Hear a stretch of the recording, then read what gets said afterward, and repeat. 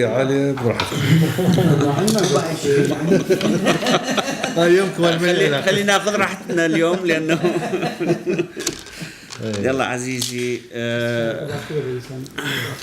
طبعا نشكر الدكتور لقاء مكي في الباحث الاول في مركز الجزيرة للدراسات في زيارته إلى معهدنا، معهد التنمية في إقليم كردستان والدراسات في إقليم كردستان، ونرحب بأجمل ترحيب. وطبعا تعرفنا على الجماعة، من الممكن مرة ثانية أعرفك اليوم يعني دكتور صباح صبحي، أستاذ العلوم السياسية في جامعة صلاح الدين.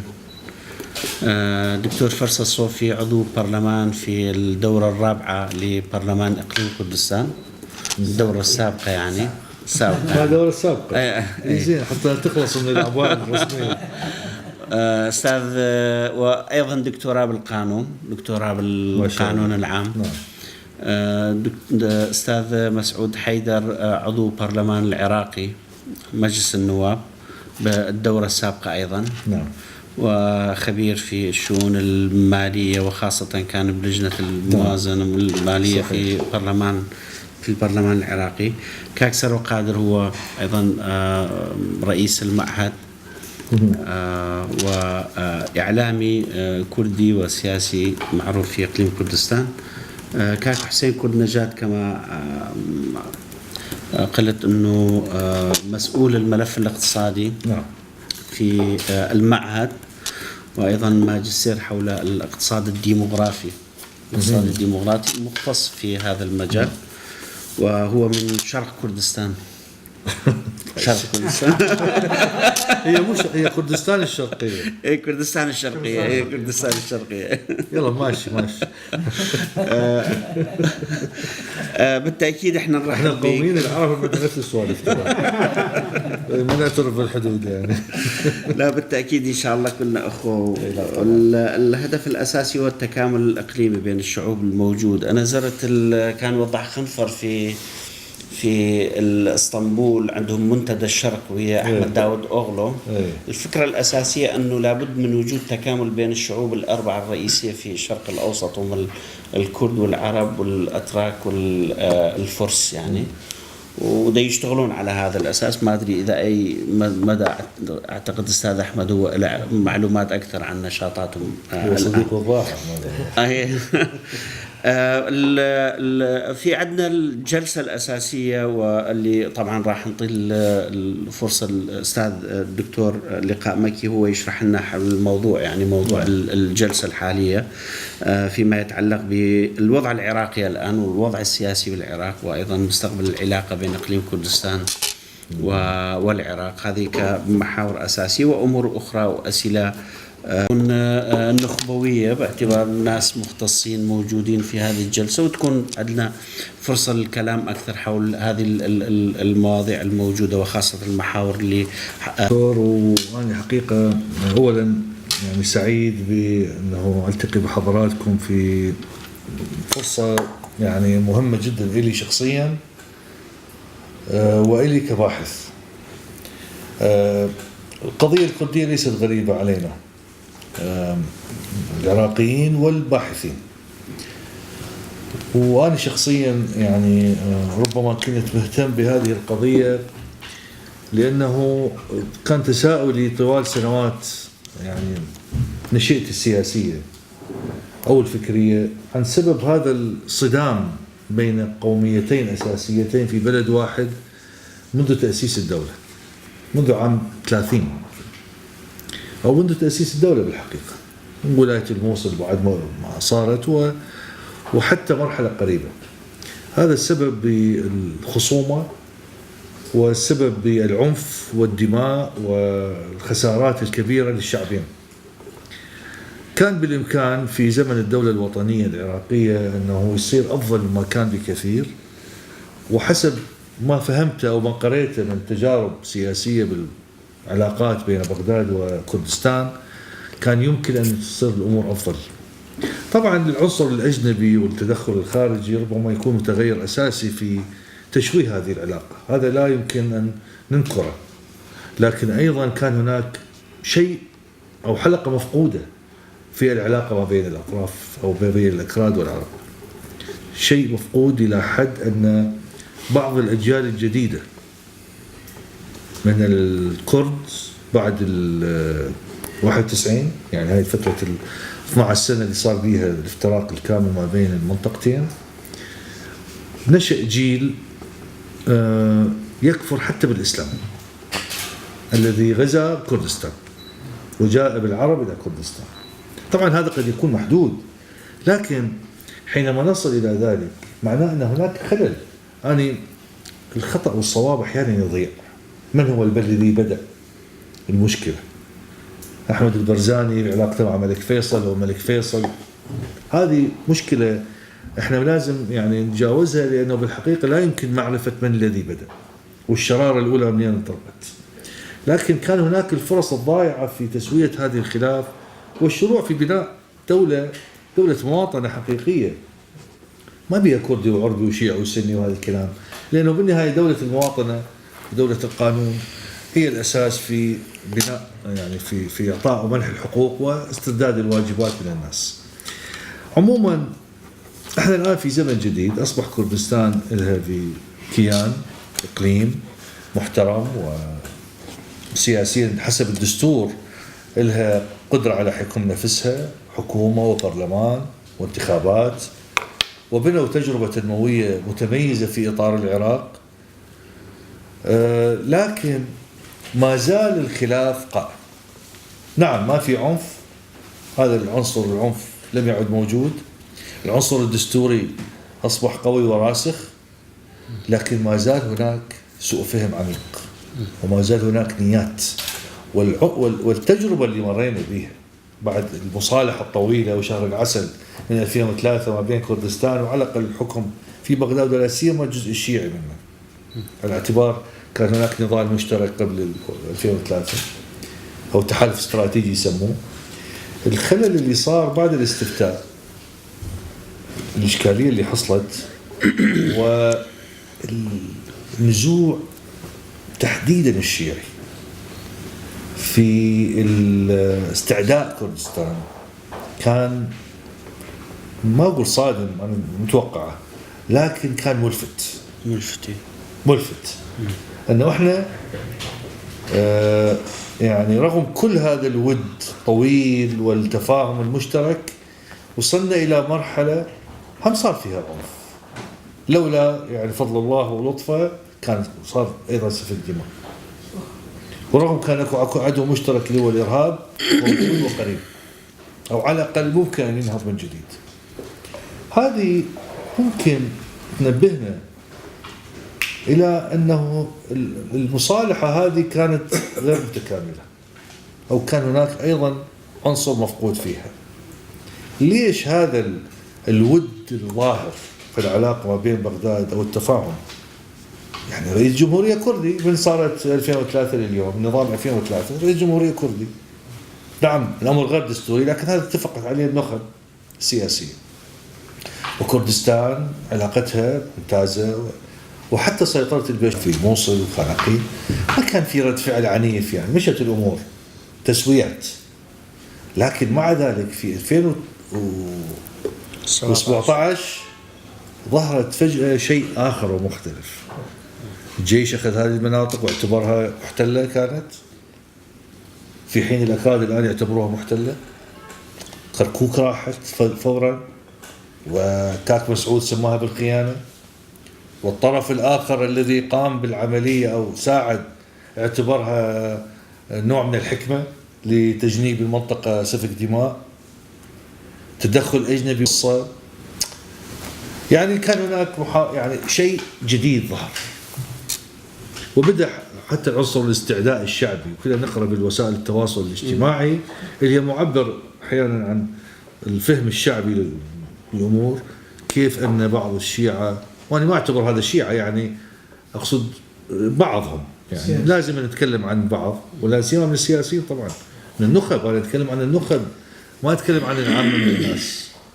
يا ريت على العامة من الناس. النخب كانت تستعدي بعضها وكانوا الشيعة يعتبرون، ولا سيما الشيعة، لأن السنة بالحقيقة لم يعودوا رقما في المعادلة السياسية في العراق، لم يعودوا رقما، انتهوا على الأقل إلى حين، أنهم الآن ليسوا ضمن المعادلة.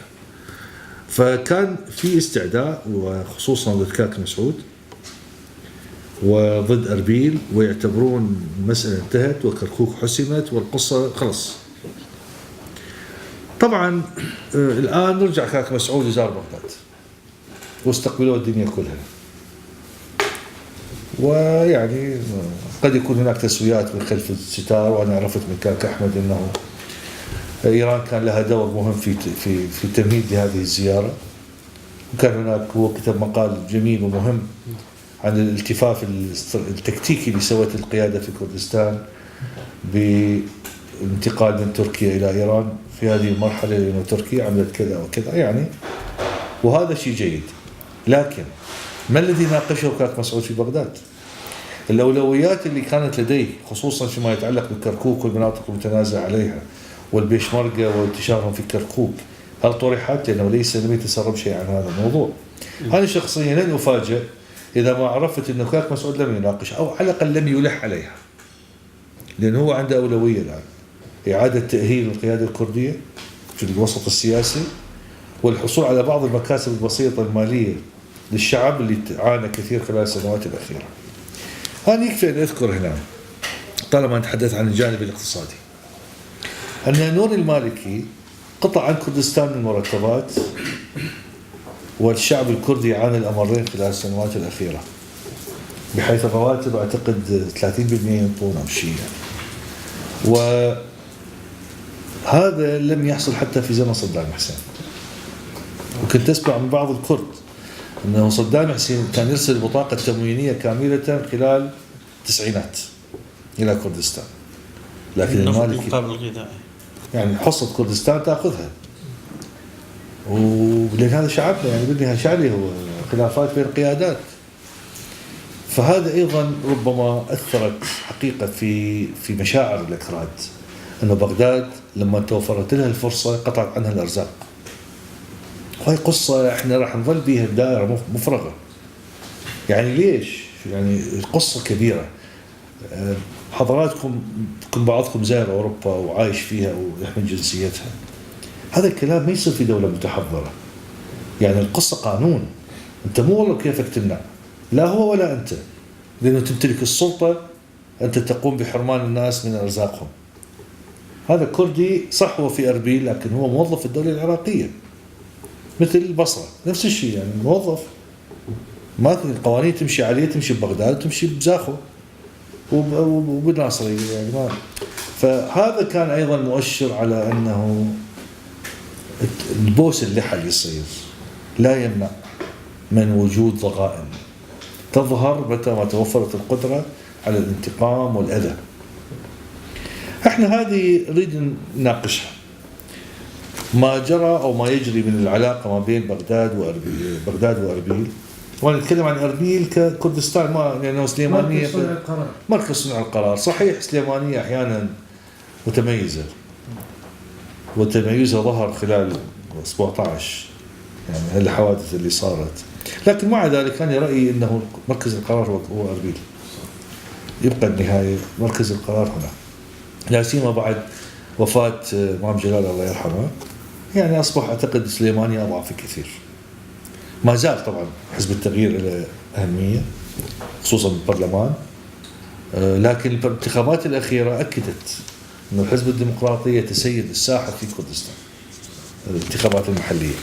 فبالنهاية نحن لا يمكن أن نخرج عن الوقائع السياسية أو الأمر الواقع. هو الرمزية التاريخية لعائلة البرزاني والسيد مسعود البرزاني بالتحديد يعني لها تأثير مهم على قدرة كردستان. حقيقة أنا أتمنى أنه يعني أستمع من حضراتكم ما يرشدني، يعني أنا كباحث الذي يبحث عن الحقيقة ومن وجهة نظر كردية مطلعة وخبيرة وموضوعية. طبعا ما الذي احنا ما ندري، الماضي ربما نستشهد به أحيانا التاريخ لكن ما نعيده، لكن ممكن نستشهد به. وكتابته حقيقة ربما تحتاج إعادة كتابته، لأن كل واحد كتب باللي يعجبه. إعادة كتابة الماضي أو التاريخ ربما يحتاج إلى جهد مختلف، جهد منكم، من عندنا، من الباحثين بشكل عام. وربما هذه جلستنا تمهد لتعاون مشترك بين مركزكم أو معهدكم ومركزنا وبعض الأخوة العرب المؤرخين اللي يعرفون هاي القصة التاريخية، لإعادة كتابة العلاقة الكردية العربية أو علاقة القصة الكردية بشكل عام منذ الحرب العالمية الأولى. ربما نكتبها بطريقة موضوعية أكثر، لأن يعني دوما كانت تكتب من وجهات نظر مختلفة. صحيح. والموضوعية قد تكون مفقودة يعني. وربما نفكر بهذا المشروع يعني. لا حلو. لما لا يعني. وأعتقد الأجيال الجديدة من حقها تعرف ما الذي جرى. المهم الآن أنا عندي الوضع الحالي بعد زيارة كاك مسعود. ربما يعني البعض يعتقد أنه عصر جديد بدأ، بس بالحقيقة هذا العصر كان موجود فعليا قبل سنة. يعني ما كان في مشكلة. طيب احنا يعني نقطع أنفسنا، احنا لازم نكون أكثر حساسية في التعامل مع الأحداث. وهاي المظاهر التلفزيونية ما تخدعنا، هاي كلها سياسة. اليوم عدو باشا صديق، لكن احنا نريد نتكلم عن علاقة وطنية حقيقية، علاقة الكل يأخذ فيها حقوقه. يعني هم الآن ارتدوا على الدستور، تدري الفقرة 140 لم تطبق وقد لا تطبق، الله أعلم. لأن واحد يجرؤ على قصة كركوك قصة مثيرة للجدل. فعموما أنا ما أريد أطول يعني لأنه جاي يسمع حقيقة، وراح اسمحوا لي يمكن أسأل بعض الأسئلة أثناء الحديث. فإحنا الآن سؤالنا المحوري هو الوضع الحالي بتقييمكم ما بين بغداد وأربيل، والأفق المستقبلي المتوقع لهذه العلاقة، استنادا طبعا لتجارب العلاقة خلينا نقول من 2003 اللي احنا بالحقيقة ما نريد نعبر أكثر من هذا. شكرا جزيلا. شكرا عزيزي، تسلم. شكرا دكتور. مجرد أسئلة موجودة، وبالتأكيد راح نناقش هذه الأسئلة وهذه الطروحات اللي حضرتك حكيت عنها. مسألة اللي صار أكو تحولات داخل الدولة العراقية الآن، وخاصة فيما يتعلق بروز محور المقاومة اللي يسموه محور المقاومة. طبعا هذا مهم. أكو بروز محور المقاومة ويسموه محور المقاومة، المحور الإيراني بالضبط، الجناح الإيراني. أيضا في عندنا ازدياد قدرات الحشد الشعبي، في حتى قدرات التصنيع العسكري، يعني وصل إلى مراحل متقدمة جدا، يعني بحيث أنه من خلال التصنيع العسكري الحشد الشعبي يقدر يعتمد على الأسلحة المصنعة داخليا، ويعتمد على إيران في مواجهة ربما حتى قوات التحالف. يعني هذا موجود. يعني المهم هذه حدث داخل، لكن احنا الإطار الدستوري في برنامج لعادل عبد المهدي منهاج وزاري. هذا المنهاج الوزاري منهاج طموح جدا. هل انه هذا المنهاج من الممكن ان نطبقه كلها، الأحزاب كلها بدون استثناء صارت تخاف من الشارع؟ أكو تحول، باعتبار أنه المواطن وصل إلى مرحلة يريد خدمات، يريد تحول، يريد اقتصاد، يريد تنمية. أصبح ربما الخطاب الديني أكثر شيء، واللي كانوا يركزون عليه الجماعة، أصبح ما يلاقي ذاك القبول داخل الشارع العراقي. لكن ما زال الخطاب القومي الكردي مؤثر، والدليل أنه الحزب الديمقراطي الكردستاني اللي قاد الاستفتاء حصل على مقاعد أكثر مما كان موجود. فلازم يعني نركز على هذه المسألة. أتصور يعني هذه التحولات الأساسية، ومن الممكن نستمع للأخوة. كاك مسعود كان أيضا في ضمن الوفد اللي زار بغداد مع كاك مسعود، يعني ممتاز أيضا، فعنده ربما معلومات عن هذا، وطرح بعضها في الإعلام، والبعض اللي من الممكن يعني طرحها في احسبها إعلامية مو دخل. انت من الاشياء التي لا تنقال، قول اوت اوف كورت بس قول.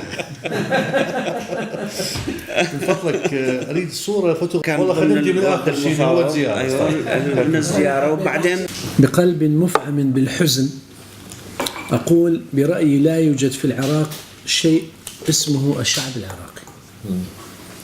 هنالك فقط تكتل بشري فارغ من الشعور الوطني، أناس متشبعين بالخرافات البالية والتقاليد الدينية، لهم آذان صاغية للإشاعات المغرضة ويميلون إلى الفوضى، على أتم استعداد للانتفاضة ضد من يحكمهم. بهذا الحال نريد أن نبني شعبا راقيا حضاريا. من يدرك صعوبة أجواء وظروف بناء هكذا شعب سيدرك أيضا حجم وصعوبة المهمة التي هي على عاتقنا. هذا هو الشعب الذي أنا بصدد بنائه.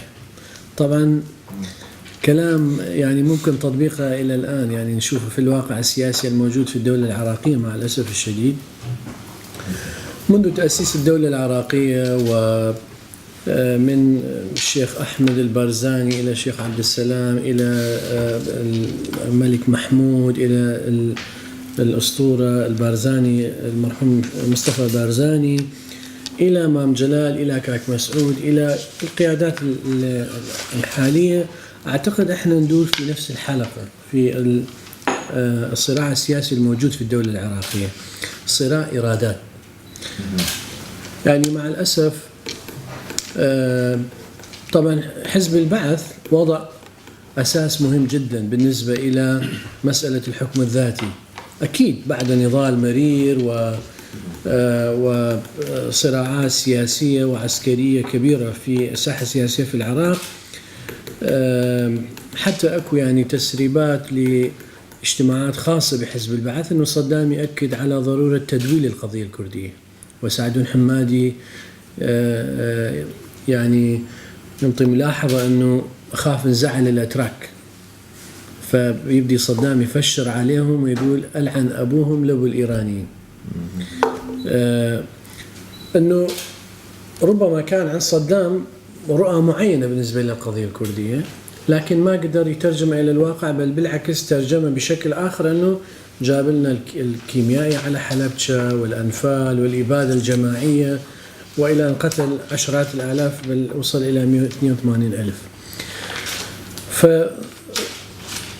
فالصراع على صراع الإرادة، صراع البقاء، هو يعني شيء مو جديد بين مكونات الشعب العراقي.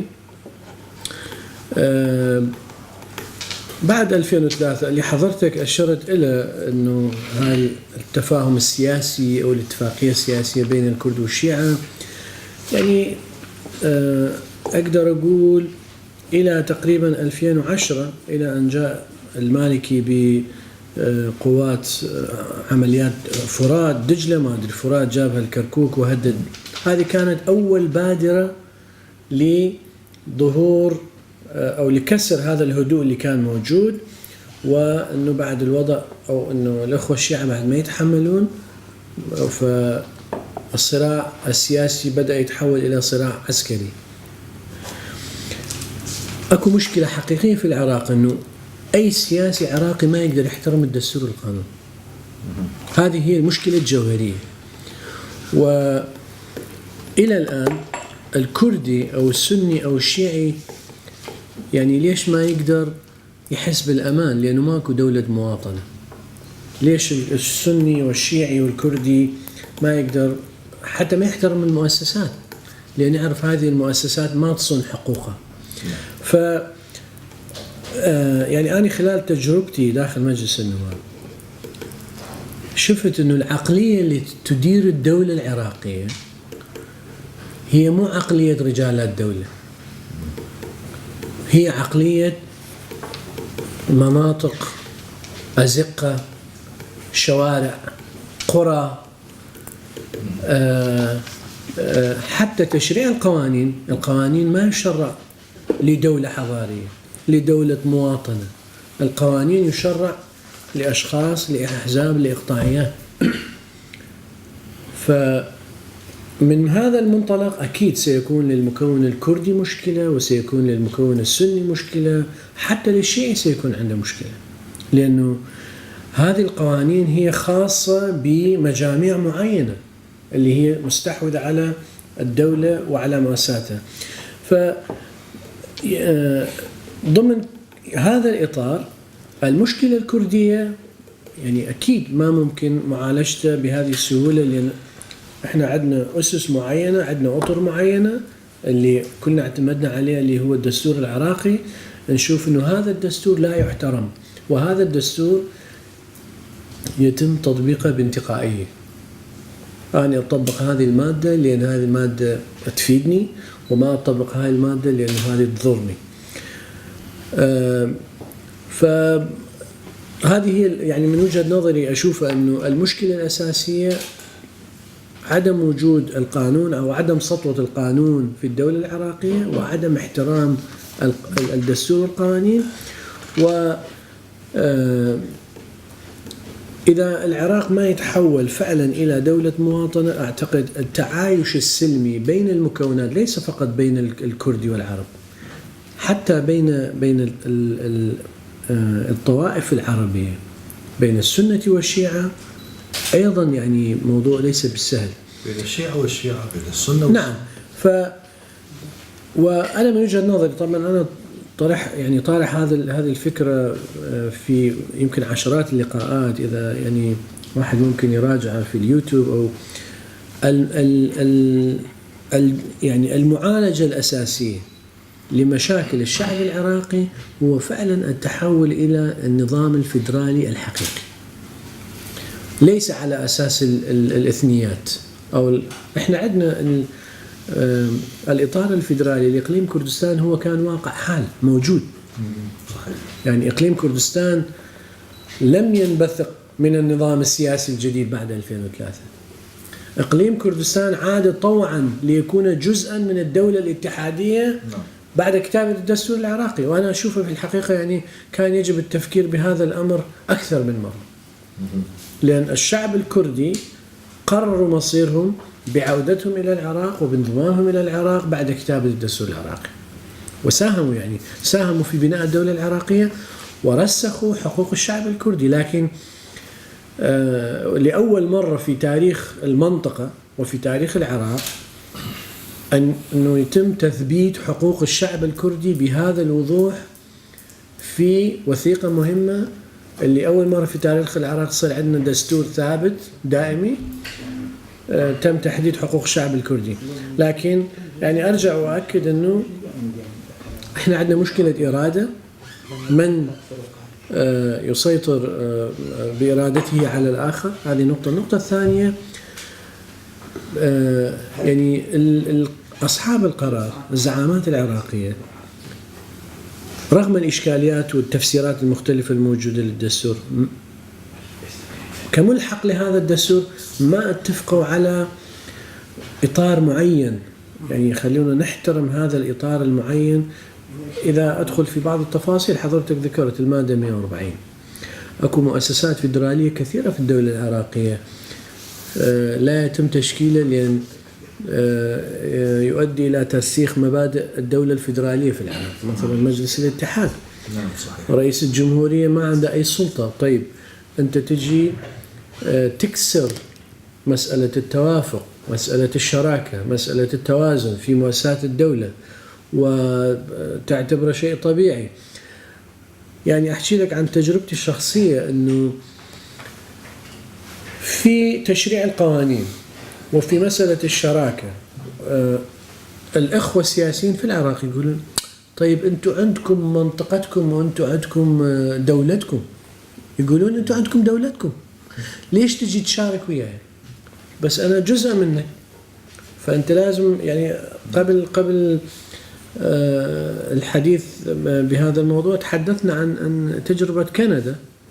صحيح. كيف أنه الدولة الفيدرالية فتحت آفاقها للمكون الآخر حتى يشعر أنه هو جزء مهم ومساهم في بناء هذه الدولة. فبالإضافة إلى العمق التاريخي الموجود اللي أشرت إليه، إحنا عندنا في العراق مع الأسف الشديد يعني الذين يحكمون العراق تراجعوا عن بناء الدولة الفيدرالية، وهناك توجه إلى بناء دولة مركزية. يعني حتى أترك مجال للأخوة أيضا بعدين شوية نقاش في زيارة الرئيس بارزاني، وأنا يعني شرفني أنه أكون ضمن الوفد. كل الزعماء العراقيين أكدوا على ارتكابهم لأخطاء فادحة في إدارة الدولة العراقية بعد 2003 كلهم بدون استثناء. قالوا أنه فعلا إحنا ما كنا موفقين في إدارة الدولة العراقية وفي إدارتنا للمشاكل وكيفية معالجتها، ويجب أن نتعظ من السنوات 15 الماضية وننظر إلى المستقبل بأمل. ويعني حضرتك أشرت إلى بعض الأمور. تم الحديث عن كركوك وعن ضرورة أمن، يعني تأمين الأمن والاستقرار بين البيشمركة والقوات الاتحادية. وكاك مسعود تحدث، أنا بصراحة يعني أول مرة يعني يكون لي حضور مع سيادته، وتحدث بصراحة بالغة أنه كركوك هي كردستانية وستبقى كردستانية، ولكن يجب أن تدار مدينة كركوك من قبل مكونات كركوك وحسب الاستحقاق الانتخابي والمكونات الموجودة بها، لكن ضمان الأمن والاستقرار يجب أن يكون بالتنسيق بين البيشمركة والقوات الاتحادية جميعا دون استثناء، كل القوات الاتحادية الموجودة، لأن نعرف أن الجانب الأمني ليس فقط في كركوك وإنما في جميع مناطق المادة 140 في الحقيقة معرضة إلى خطر. يعني يوميا داعش يتنشط أكثر.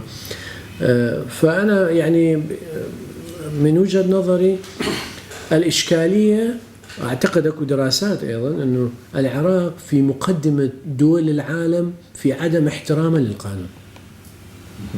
يعني أكو دراسات حتى مسوي مختصين في مجلس وزراء الاتحادي، أنا عندي هاي الدراسات. عدم احترام القانون، عدم احترام الدستور، وعدم احترام الاتفاقات السياسية. يعني كاك مسعود اجى يسوي البيرس كونفرنس، وهذا ما أيضا تحدث به حتى في لقاءات الغداء اللي كانت عندنا. يعني يقول هذه فرصة، وقالها بصراحة، قال واحتمال آخر فرصة إنه نعالج الأمور و يعني ونريد نشوف ترجمة لهذه الأمور على أرض الواقع. ففي الحقيقة الأجواء كانت إيجابية جدا، ويمكن الكل يعني طلعوا إنه حفاوة الاستقبال والترحاب وأجواء الاجتماعات كانت إيجابية أكثر من حفاوة الاستقبال.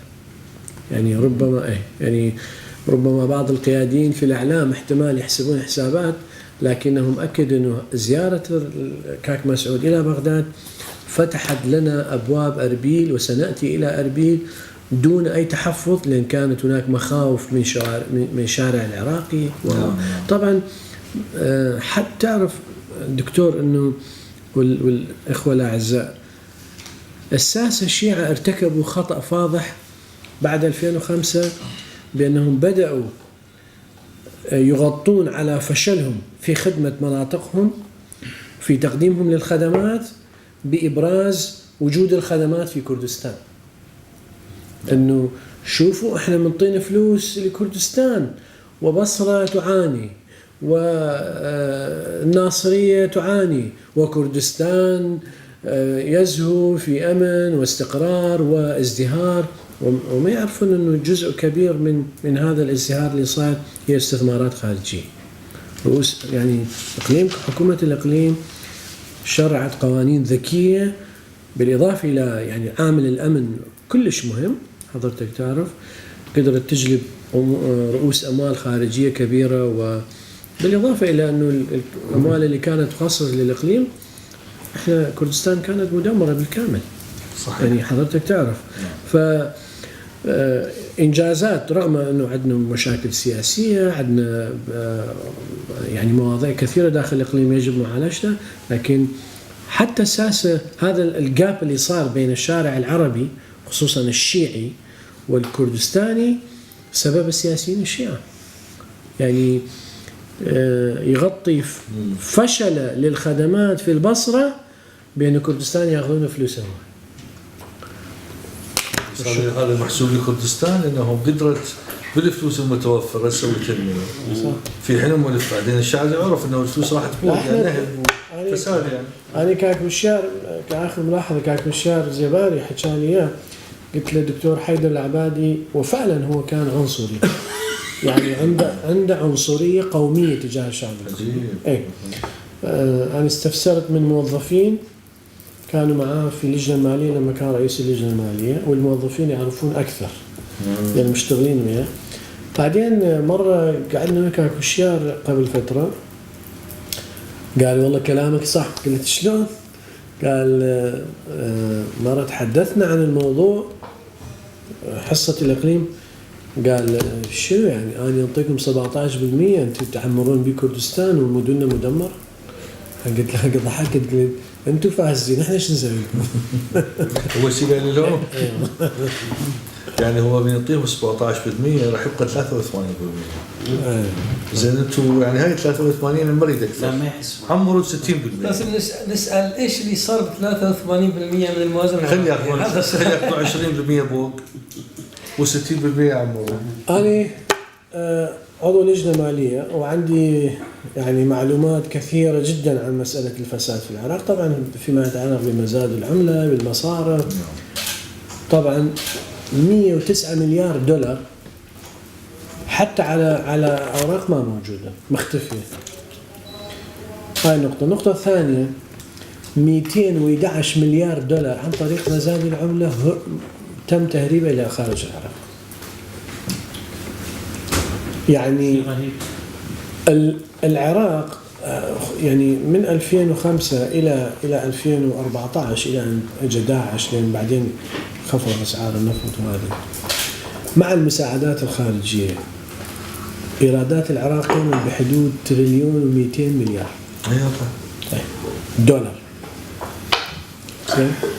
215 مليار صارفين على المشاريع، يعني اكو بحدود 6000 الى 9000 مشروع، الجزء الاكبر منه كله حبر على ورق. 9000 6000 الى 9000 مشروع، جزء كبير منه وهمي مجرد حبر على ورق. يعني العراق مر بعصر ذهبي. انا قلت للحج ابو اسراء وصديقي يعني قلت له اذا حضرتك، أنا هو يعني انتقدت حكومته، قال أنا أتابع كل لقاءاتك. قلت له أنت ارتكبت خطأ واحد. قال شنو؟ قلت فائض الموازنة في فترة حكمك كانت 115 مليار دولار. بس هذا الفائض لو كنت تخليه بصندوق ومن خلص الدورتين كنت تقول يا شعب العراقي أنا كل شيء ما سويت بس خليت لكم 115 مليار دولار. قال كلام صح. إذا هذا كلامك صح نشكرك. بس وبعدين يعني هو راحت هو ترك الحيدر العبادي الخزينة فارغة أصلا يعني. تركه وكان ب1 مليار دولار فقط، لكن ترك البنك المركزي ب 76 مليار دولار.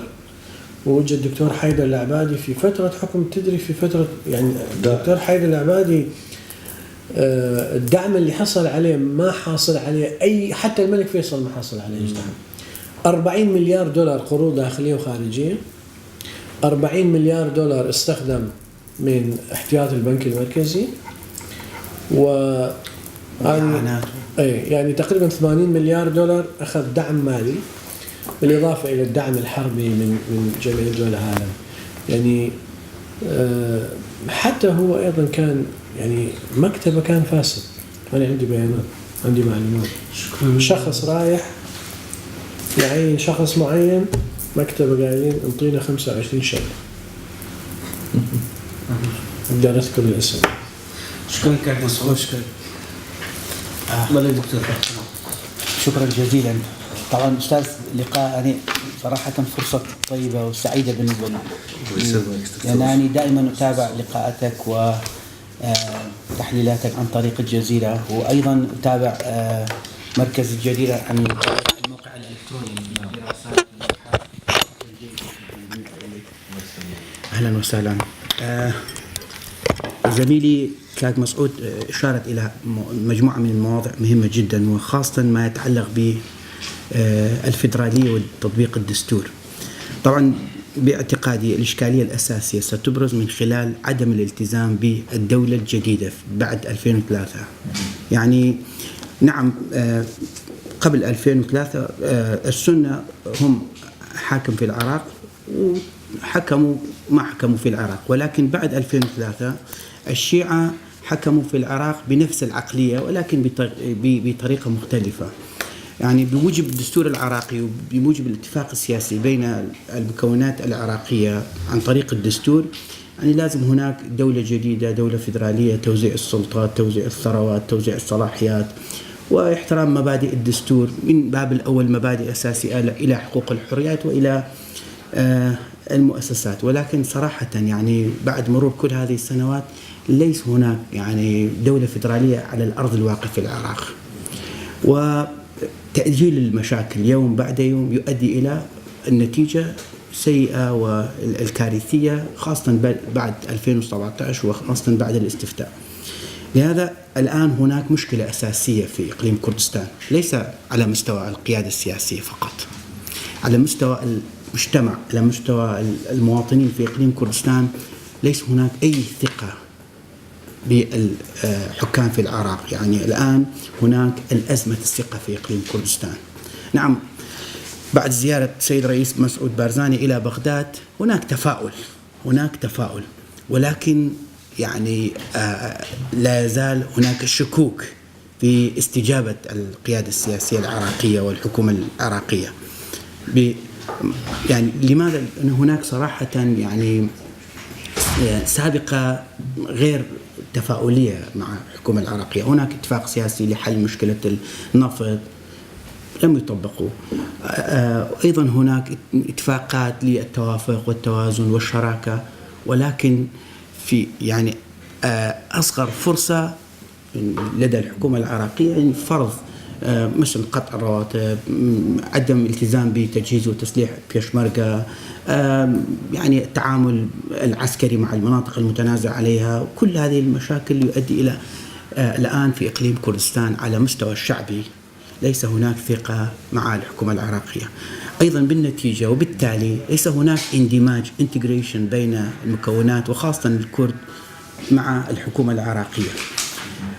نعم الآن هناك يعني محاولات لحل الإشكالية وخاصة بعد زيارة السيد بارزاني إلى بغداد، ولكن بالنسبة لي كمواطن يعني لا يزال نحن نعيش في شكوك مستمرة مع الحكومة العراقية. يعني وخاصة ما جرى في 16 أكتوبر يعني صراحة أيضا يؤدي إلى يعني ضعف الثقة أكثر مع الحكومة العراقية لحل الإشكاليات.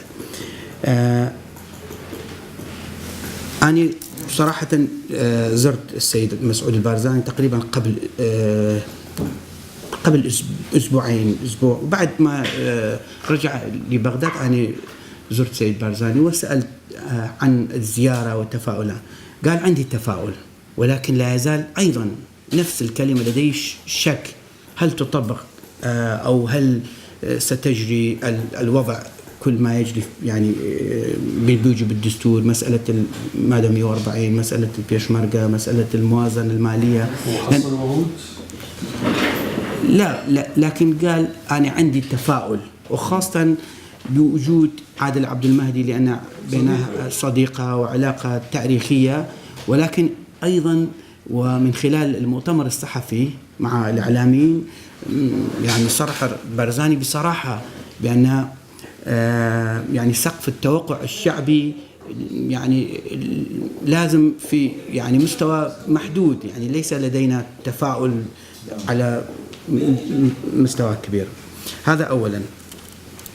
ثانيا بالنسبة لإقليم كردستان صراحة أنا أريد أتكلم بصراحة. يعني بوجود مجموعة من النواب في بغداد، بوجود مجموعة من الوزراء في الكابينة الوزارية، لا يمكن أن نطبق الشراكة بين إقليم كردستان والعراق، لأن دائما إحنا أقلية في بغداد عن طريق مجلس النواب، لأن 328 عضو يعني في أحسن الأحوال لدينا 70 نائب، لأن دائما يعني قياسنا بطريق عن طريق الأغلبية والأكثرية، إحنا أقلية ولا يمكن تمرير أي قانون أو أي شيء. لهذا صراحة الآن في إقليم كردستان وعلى مستوى السياسة العليا لدينا رؤية يجب أن تكون تحقيق هذه الشراكة بين حكومة إقليم كردستان وبين بغداد. يعني الشراكة بين حكومة إقليم وبين بغداد، يعني لازم تكون هناك اتفاقات بين حكومة إقليم وبين بغداد، وليس عن طريق يعني النواب في بغداد أو الوزراء في بغداد، لأن يعني تجربنا بوجود رئيس الجمهورية، وجود نائب رئيس الوزراء، وجود وزير الخارجية، وجود مجموعة من المناصب العليا في العراق، ولكن بالنتيجة لا يفيدنا شيء، وما جرى كل ما جرى في السابق.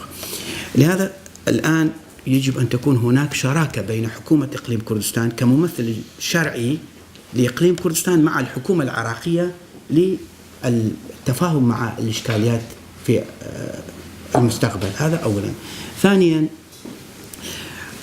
هناك مجموعة من المكاسب في إقليم كردستان، مجموعة منها قانونية ودستورية ناتجة عن الدستور العراقي والوضع القانوني، ومجموعة منها ناتجة عن الوضع السياسي والواقعي والديفاكتو منذ 1991.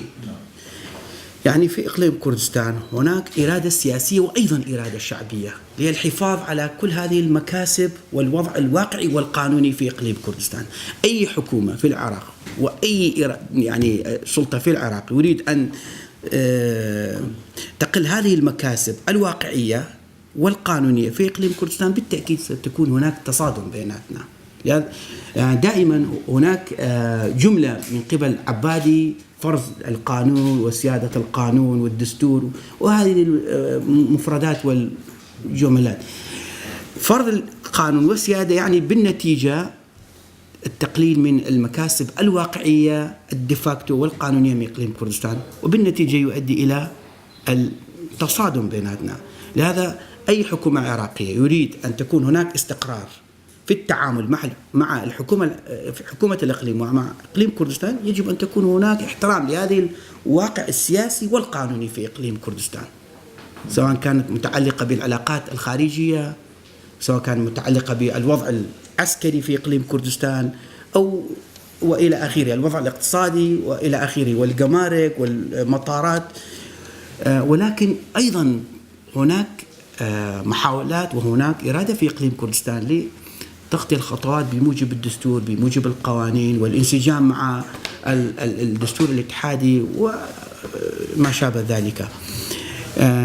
لهذا صراحة نعم هناك تفاؤل، وخاصة بعد زيارة سيد بارزاني، وأيضا هناك مشاورات مستمرة، ولكن لا يزال لدينا مخاوف، لأن أصلا بالنتيجة حكومة عادل عبد المهدي يعني عليها صراحة مجموعة من الشكوك، هل ستستمر هذه الحكومة أو ستفشل في نصف الطريق؟ لأن دائما سيد مقتدى الصدر حاضر حاضر الدائم. بس عندي سؤال، خلال هذه الزيارة الأستاذ مسعود كان موجود وحضرتك أيضا عندك معلومات، صار اتفاق على تشكيل لجنة مشتركة مثلا لحل النزاعات، على الرؤية لآلية قانونية ومؤسسية للتواصل ما بين الإقليم والمركز، ولا في هاي موجودة أوريدي يعني؟ طبعا قبل تشكيل الحكومة تم إعداد ورقة كردية من قبل الديمقراطي والاتحاد، وهذه الورقة هي شاملة في الحقيقة وموجودة عند الدكتور عادل عبد المهدي، وأيضا حجي هذا العامل أيضا يطلع عليه، وأكو لجنة أو مجلس السياسات العامة. على حسب علمي أنه الأخوة الشيعة أو قادة العراق أكدوا على أنهم سيشكلون هذا المجلس، والهدف الأساسي أنه هذا المجلس، بس غير مجلس الاتحاد هذا، لا مجلس السياسات الاستراتيجية نفس اللي اتفقوا عليه ب 2014 وما نفذ المالكي. بس هذا المجلس يكون مصغر جدا ومحدد ب5 إلى 7 أعضاء اللي هم أصحاب القرار في الدولة العراقية. وهذا المجلس السياسة المالية الاقتصادية والأمنية والخارجية للدولة العراقية، والحكومة تنفذ هذه السياسات. طبعا إذا يتراجعون عن هذا الأمر في الحقيقة يرتكبون خطأ تاريخي كبير. أنا من وجهة نظري صار تفاهمات عليه مجلس السياسات. هو هذا يعني هذه الزيارة كانت لإذابة الجليد في الحقيقة. يعني لم يتم يعني كانت لإذابة الجليد والتأكيد على بعض المبادئ العامة. وأنا أعتقد يعني هذه الزيارات راح تتكرر، و من وجهة نظري نشوف تعامل الحكومة فيما يتعلق بملف الموازنة مع الإقليم. هذا راح تكون أول إشارة إيجابية أو سلبية. بعد ذلك شوف أو ربما بموازاة هذا الأمر كيفية تطبيع الوضع في كركوك، وتدريجيا ممكن نشوف نتائج هذه الزيارة. طبعا هذا التفاؤل الحذر اللي يعني أكد عليه كاك مسعود بانتظار، يعني وحكاها في الاجتماعات، قال احنا ترجمة لهذه الأجواء الإيجابية على أرض الواقع. الكل كانوا يقولون المعالجات ليس في أنقرة ولا في طهران، المعالجات في بغداد. ها احنا جينا لبغداد. طيب نعم. المتغير الخارجي إيران، تركيا، أمريكا ممكن تأثر على قرار بغداد حول الكرد، خصوصا إيران طبعا؟ بالتأكيد. ولكن الشيء يعني مشترك بين إيران وأمريكا، خاصة أمريكا وإيران، يعني كلاهم يعني مؤيدين لهذه الزيارة للسيد بارزاني إلى بغداد. يعني شيء مشترك بين أمريكا والإيران يعني مؤيد للزيارة، ولكن تأثير بالتأكيد. يعني الآن هناك يعني مقولة شائعة على مستوى الشعبي في إقليم كردستان، لا يدير عادل عبده المهدي ولا برهم صالح ولا حلبوسي ولا أي أحد السياسة في بغداد. إيران وقاسم سليماني هو بالنتيجة يقرر. هذا شيء يعني بصراحة بكرة يجي سليماني وطلب شيء من كاك مسعود حتى يصلوا من هذا البحر. يفتحون لكردستان طريق ومعبر إلى يسموها اللاذقية. يعني مش بدري صح.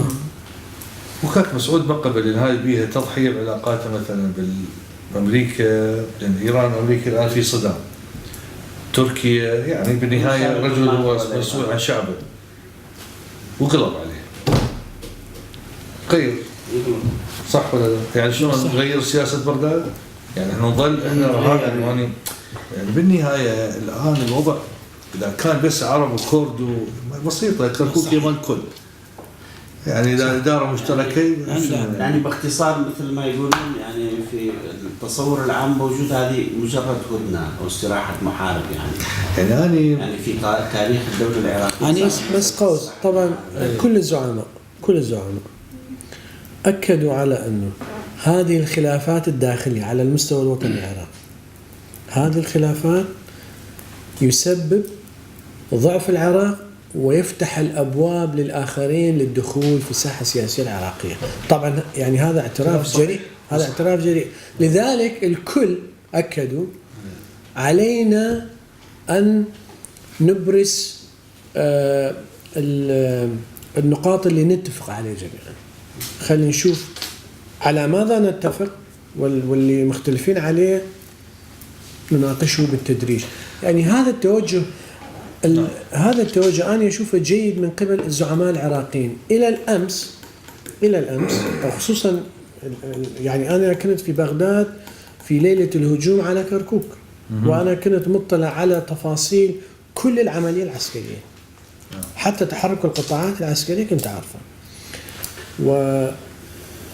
والتوجه يعني تعرف حضرتك أنه التوجه كان بنسف وجود إقليم كردستان كإقليم فيدرالي وجعل محافظات غير منتظمة في إقليم. هذا كان هو النهج الموجود. وانعكس هذا في مشروع موازنة المالية في ماذا 2017 و2018 أيضا. إيه. ما قال أبو الإسلام. ماذا لا، محافظات شمالية. عجيب. يعني وكان يعني بصراحة احنا دم العراقي غالي علينا. يعني احنا كلنا اخوة وعندنا روابط اجتماعية وتاريخية عريقة، لكن التوجه اللي كان موجود انه عدم التوقف عن كركوك بل الذهاب الى مركز مدينة اربيل بالدبابات. كارثة كانت. وهذا الامر ايضا تحدث به كاك مسعود في اكثر الاجتماعات، قال احنا ما احنا اهل سلم، وغالي علينا انه نشوف دم اي مواطن. وانا اللي شفت منه ما سامع من خطب كاك مسعود الكردية، شفت انه الجانب الانساني الواسع العريض. ما شفت انه يركز على فقط الموضوع الكردي. وتحدثت ايضا في لقاء مع عدنان الطائي قبل فترة، وكان حديثه في الحقيقة بحماس بعد التأكيد على المواضيع المتعلقة بين الإقليم وبغداد. قال يعني معقولة بلد عنده مئات المليارات من الدولارات إيرادات وأهل البصرة ما عندهم ما يشرب، ويتحدثون عن بيئة ما يعيش بها أي كائن. وفي اجتماع آخر أحد الزعماء السنة باسم الإخوة السنة شكروه أنه إيواء كردستان للنازحين وأنه الكرد فتحوا بيوتهم. والله أنا استغربت من الجواب في الحقيقة. يعني قال أنا في الحقيقة ما عجبني كلامك، لأنه اشكروني على أي شيء إلا هذا الموضوع. واجب أخلاقي إنساني ديني وطني، وإحنا أصلا نعتذر. أنتم فرضتوا علينا حصار، وضعنا الاقتصادي كان سيء، وإلا كنا نريد نخدمهم أكثر، لأن دول أهلنا. بارك الله فيك. صحيح. يعني هذا شيء يذكر. يعني أسكت الكل بجواب. هذا شيء يعني لا يمكن أن ينسى. شكرا لك مسعود. بس هذا السؤال يعني بس عفوا بس حتى أعرف هذه الدبابات تحت أربيل لماذا لم يمضي حيدر العبادي لهذا الحل؟ لأن البيشمركة وقفوا. لا، دماء البيشمركة وقفت. بس ما صار انسحاب إلى بين كركوك وأربيل في بردين، ولكن البيشمركة واجهوهم هناك، وفي سحيلة وكذلك في قراتشوخ. يعني في هاي المناطق كان خطوط الانسحاب البيشمركة هذه، بس في هذه المناطق حدود الجمهورية لأربيل. هناك يعني مصادمة شهداء كثير. يعني دمرت احنا في أربيل كان دبابات أبرامس أمريكية لأول مرة دمرت على يد قوات البيشمركة. التدخل الخارجي أكيد طبعا. وأيضا في السحيلة أكثر من 400 مدرعات والدبابات دمروا. أكثر من 300 شخص من الجيش العراقي. المعركة لم تعلن هذه التفاصيل. والله بس هذه سابقة 300 شخص عراقي قتلوا و21 بيشمركة استشهدوا. لا، هذا المهندس جرح في سحيلة هنا في القصف على مواقعهم. صدمات قوية وعسكرية هم كانوا ناويين يحتلون فيشخابور، وتقدموا إلى فيشخابور، تقدموا إلى معبر إبراهيم الخليل. تركيا كانت تدعم هذا، وحتى قالت إنه وصلت قوات. كان دائما إحنا كنا مباشر نروح هناك على وصلت القوات. فرض القانون وسيادة القانون. تفاصيل حول هذا الموضوع الذي طيب أستاذ من شكرا أجل سعادتنا. يعني صراحة أعتذر، وإلا لم تقصد يعني هذه المحادثة بالنسبة لي يعني ممتع جدا، ولكن يعني وفيت والإخوان موجودين مشكورين جدا. أنا شاكر. بس أوش دبيبي كتب حول الإصلاح بالأحزاب السياسية، وأيضا له اطلاع حول العملية السياسية الجارية بالعراق كأستاذ. أشكر المعهد على هذه الاستضافة الحلوة، وطبعا نرحب بضيفنا الكريم يعني دكتور لقاء. مثل ما قال الإخوان احنا معجبين هواية بلقاءاتك، وحضرتك هم عندك يعني شهادة مرموقة في مجال الإعلام، وكنت من رواد جامعة بغداد في قسم الإعلام، طبعا هذا معروف وغني عن التعريف حضرتك. فيما يتعلق بالمواضيع اللي طرحت، يعني مواضيع متشابكة، وكل موضوع بحد ذاتها ممكن أن تكون يعني محور مستقل في المناقشات، بس أنا أريد يعني أتكلم عن المواضيع اللي ما أتكلم الإخوان كفوا ووفوا مثل ما يقولون، عن مسألة زيارة السيد مسعود بارزاني على بغداد، ومسألة التطورات اللي حدثت. حقيقة يعني أريد أركز على مسألة النظام السياسي في العراق. النظام السياسي مقارنة بالأنظمة السياسية الموجودة في المنطقة هي نظام يعني في يعني مستوى، إذا ما نقول فاشل، أو نظام سياسي ضعيف جدا في مسألة الاستجابة للمطالب. طبعا قياس أي نظام سياسي هو مطالب الشعب، وعدم الاستجابة لها يؤدي إلى تقليص من المساندة، وهذا يؤثر على الشرعية مالته. احنا نواجه في النظام السياسي العراقي 3 أزمات أساسية، وهو أزمة الشرعية، أزمة الهوية، وأزمة الاندماج الاجتماعي. هال3 أزمات يعني منذ بناء الدولة العراقية الحديثة من 2003 إلى يومنا هذا هاي الأزمات تتراوح. حتى مسألة الشرعية شلون الانتخاب هو مو بس قياس للشرعية، لأنه نسبة المشاركة أيضا لها دور، والانتخابات السابقة يعني برهنت أنه نسبة المشاركة منخفضة، عدم الثقة بالسياسيين، التصويت، التزويرات الموجودة وإلى آخره. المهم يعني الوضع العراقي الحالي هو عدم وجود شيء يسمى بالهوية. احنا عندنا منظمة السلم والأمن الدولي الإنساني، احنا عندنا مشروع ويا الهولنديين عن العنف المتطرف في العراق وفي العراق بصورة عامة. يعني أخذنا نماذج استبيان لمسألة العنف، وهي يعني استمارة استبيان 74 سؤال مطول للنخبة. احنا يعني لاحظنا مسألة كلش غريبة، وهذا هو أساس المشكلة في العراق، هو إنه احنا لما نسأل سؤال لفرد مواطن مقيم في إقليم كردستان، في المقابل نسأل سؤال لمواطن في موصل، ونسأل سؤال لأنبار، واحد شخص يعني من أنبار، واحد من بصرة، واحد من بغداد، نشوف اختلافات فظيعة. يعني نشوف يعني هنا شرق، هنا غرب، هنا شمال، هنا جنوب. يعني حتى في الأجوبة، حتى في طبيعة التكلم عن المشكلة. مثلا احنا في إقليم كردستان سألنا سؤال على سبيل المثال: هل تثق بالأجهزة الأمنية؟ يعني 70% يثقون. أهل الموصل لا، يكفرون الأجهزة الأمنية ويقولون هذولا من الشيعة، من الطوائف، ما أدري. يعني إذن إحنا نواجه شرخ في داخل المجتمع، وهذا الشرخ يزداد يوم بعد يوم، والسبب هو إنه ماكو معالجات. بصورة بسيطة يعني ماكو معالجات. المعالجات شنو؟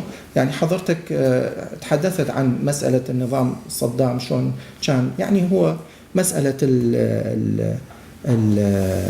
المعاناة اللي عانى إقليم كردستان طويلة، تاريخية منذ يعني نشأة الدولة العراقية لحد يومنا هذا. وهذا هو أحد أسباب هذا الشرخ بين القوميات وبين الأديان وبين المذاهب.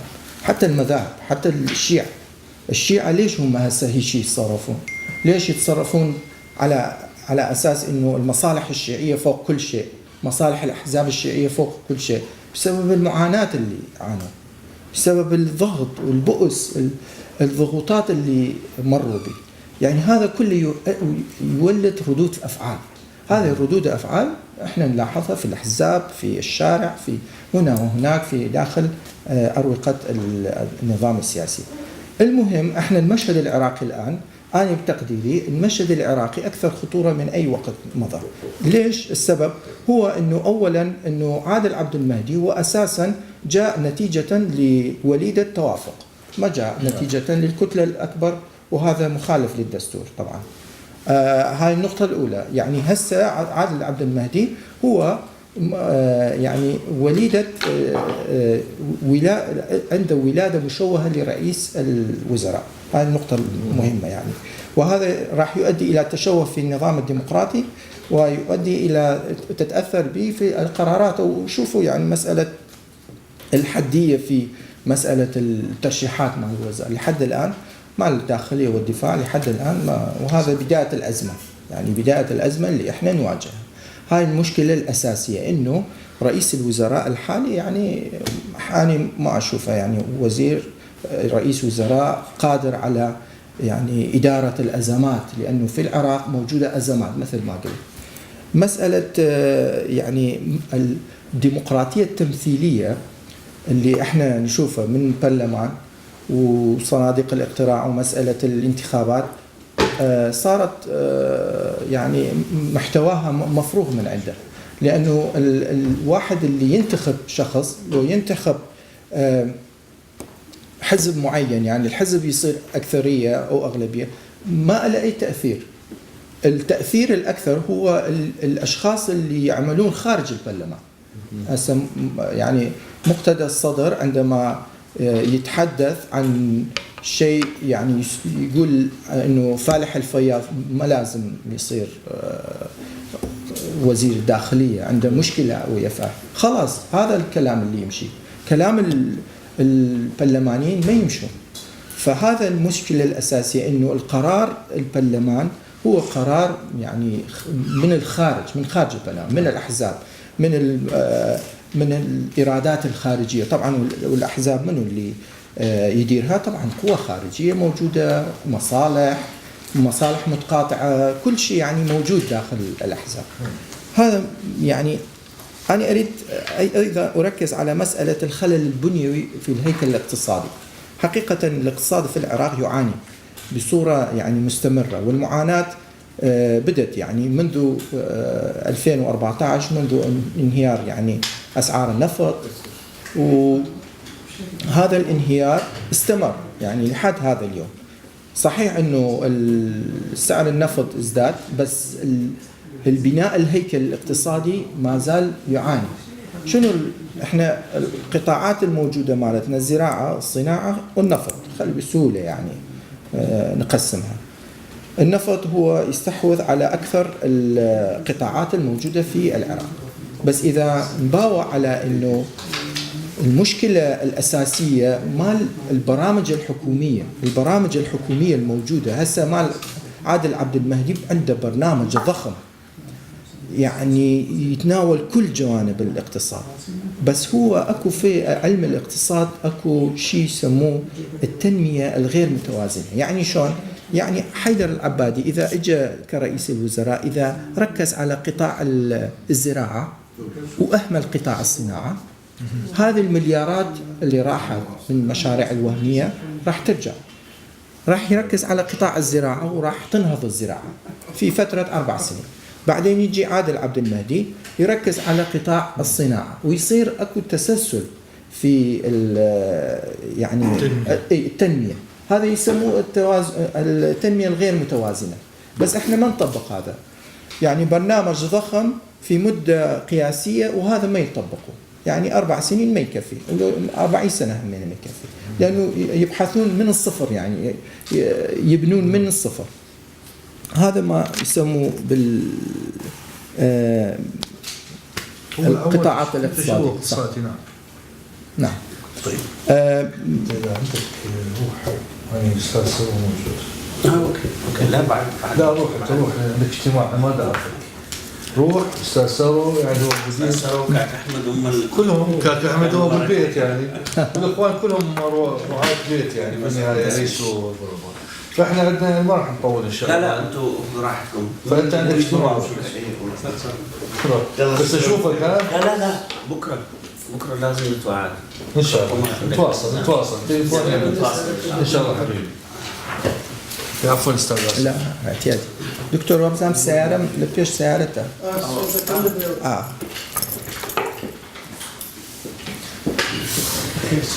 السلام. نعم دكتور. اي دكتور. فمسألة التحديات هسه يعني حجم التحديات ازدادت.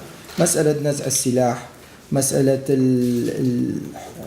مسألة القرار العسكري، مسألة الاقتصاد، الأمن، هذولا يعني قبل يعني نور المالكي وحيدر العبادي ما كانوا يعني يواجهون مثل هاي التحديات. هسه سقف التحديات هم ازدادت في مواجهة يعني رئيس وزراء احنا نسميه يعني رئيس وزراء يعني مو قوي لأنه ما جاي من الكتلة الأكبر.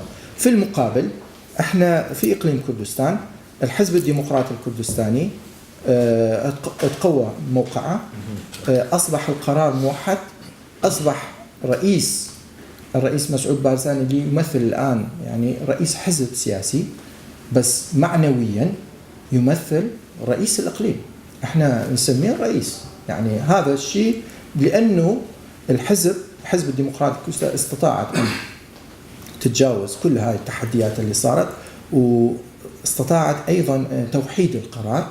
الآن القرار السياسي في إقليم كردستان بيد السيد مسعود بارزاني، يعني هو هذا المهم حتى رغم أنه هو انسحب من الرئاسة رسميا بس معنويا هو ما زال. يعني شوف حجم الاهتمام بزيارة السيد وهي ظاهرة طبعا دستوريا ما عنده شيء، دولة صعب طبعا دكتور ما عاد موظف صار زعيم. ميزة الحزب الديمقراطي انه القرار فيه مركزي، يعني حتى الان احتمال التيار الصدري، احتمال اي تيار اخر، يعني واحد يصدر قرار مو شرط انه كل المحاور تلتزم. الاتحاد الوطني الكردستاني الان يعني ولا واحد يسمع للاخر.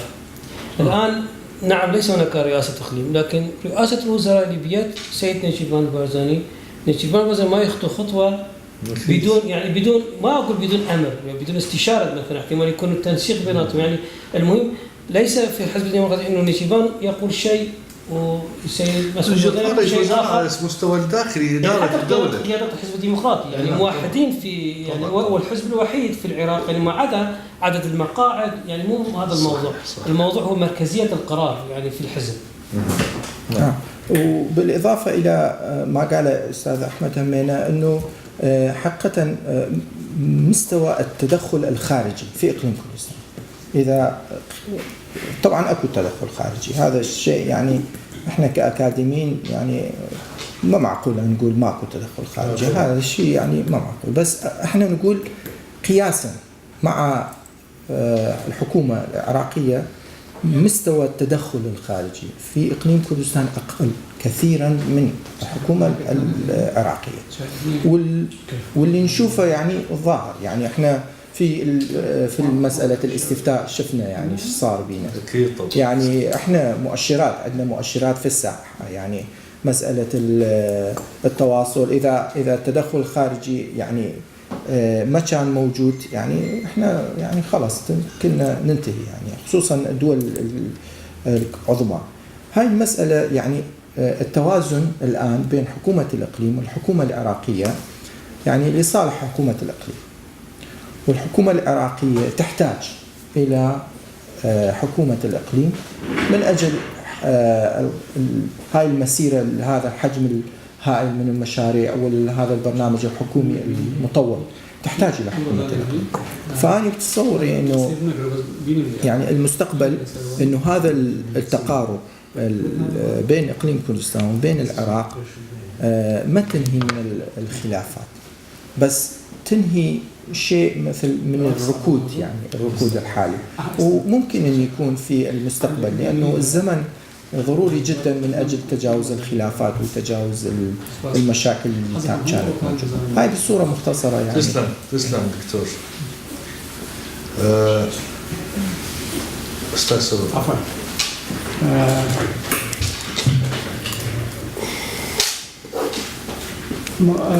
إذا ما نكرر ما تفضل به كان مسعود ودكتور فرصة الصوفي، في الحقيقة هم قدموا تقرير وفي في رؤية البارزانيين المرجع والثاني رئيس الحكومة في التعامل مع البغداد بحل المشاكل. اللي أنا أريد أركز أو أجلب انتباهك إليه هو لماذا في الشارع العراقي أو داخل المجتمع العراقي العربي ما نجد حركة أو محاولات فكرية للعمل على المشاكل اللي حضرتك ذكرت، يعني الخلاف بين كردستان، بين الكرد والعرب، أو بين كردستان والدولة العراقية. لحد 1970 كان هناك نخبة سياسية مؤثرة في العراق في عمق قناعاتهم من اليسار إلى اليمين، من القوميين العرب إلى الشيوعيين واليساريين بشكل عام، وأيضا القادة السياسية اللي كان انتمائهم إلى الأقليات المسيحية وغير ذلك كانوا يعملون على تفسير وجود القسم الشمالي من العراق اللي هو اسم كردستان، حقهم وطموحاتهم.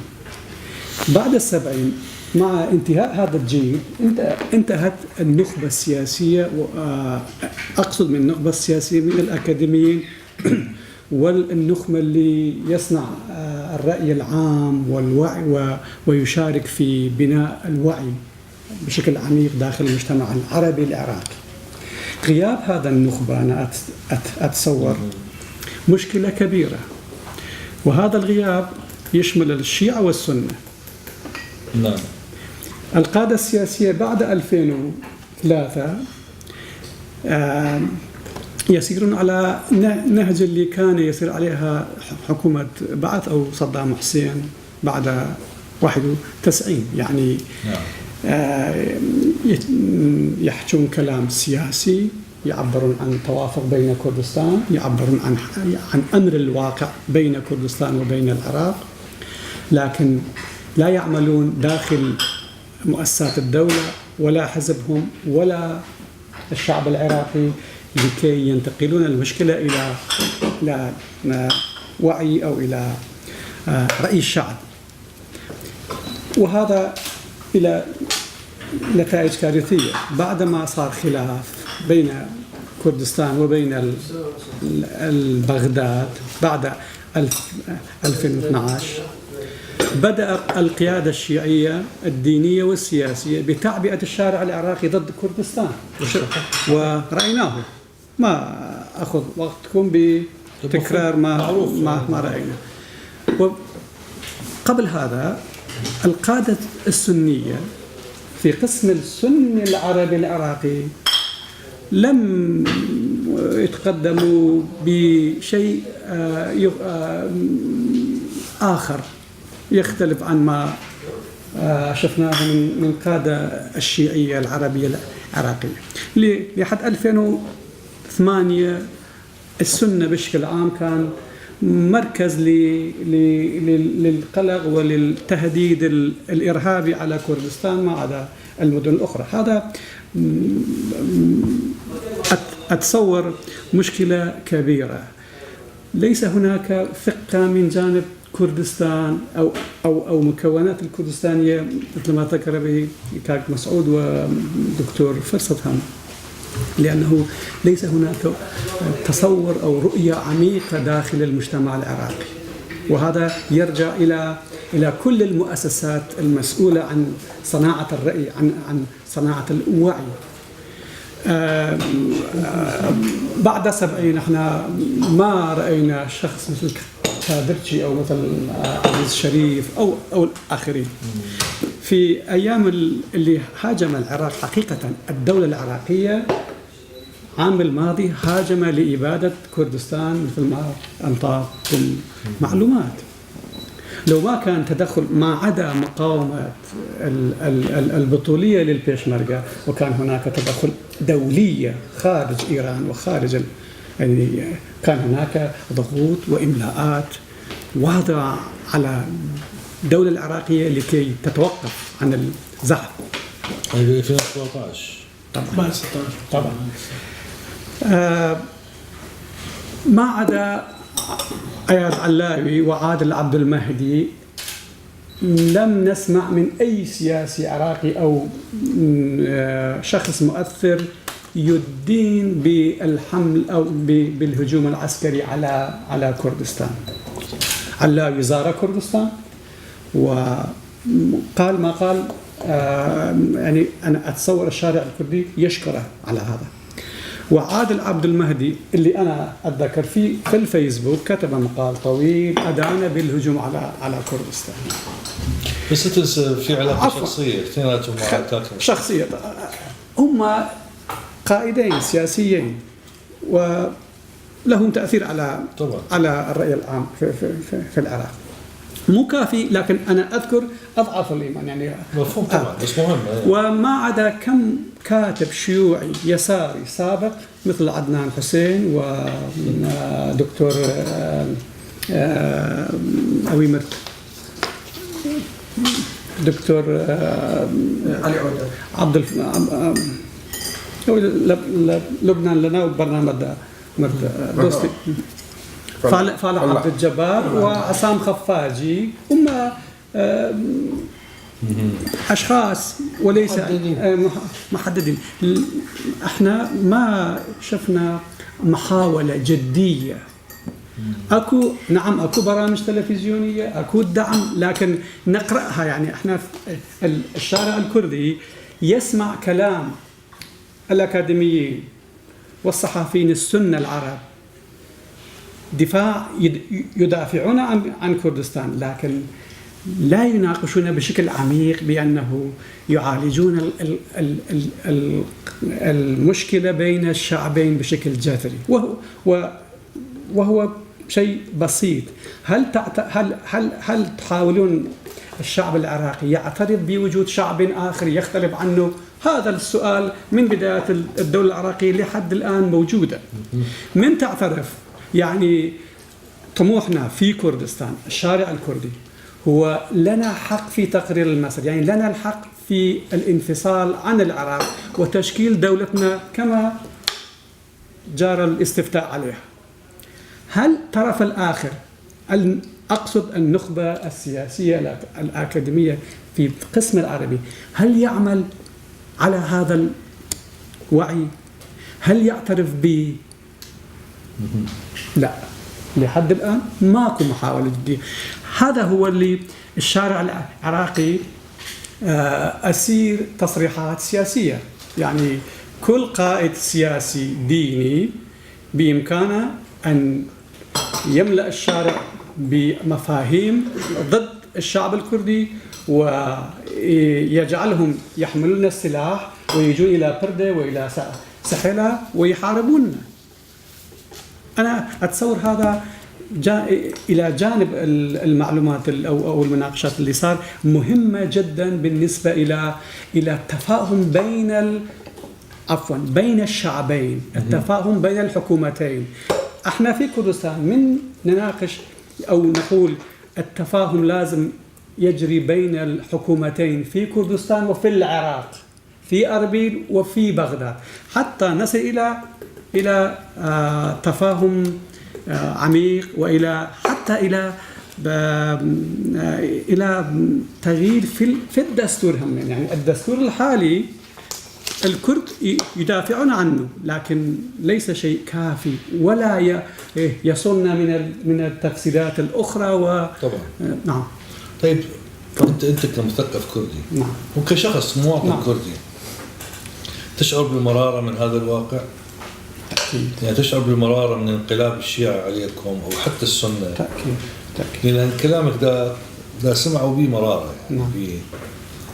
يعني مو بس تقويم وإنما يعني في أيضا لا مو شخصي بس يعني يعني كمواطن كردي وكمثقف كردي، نعم.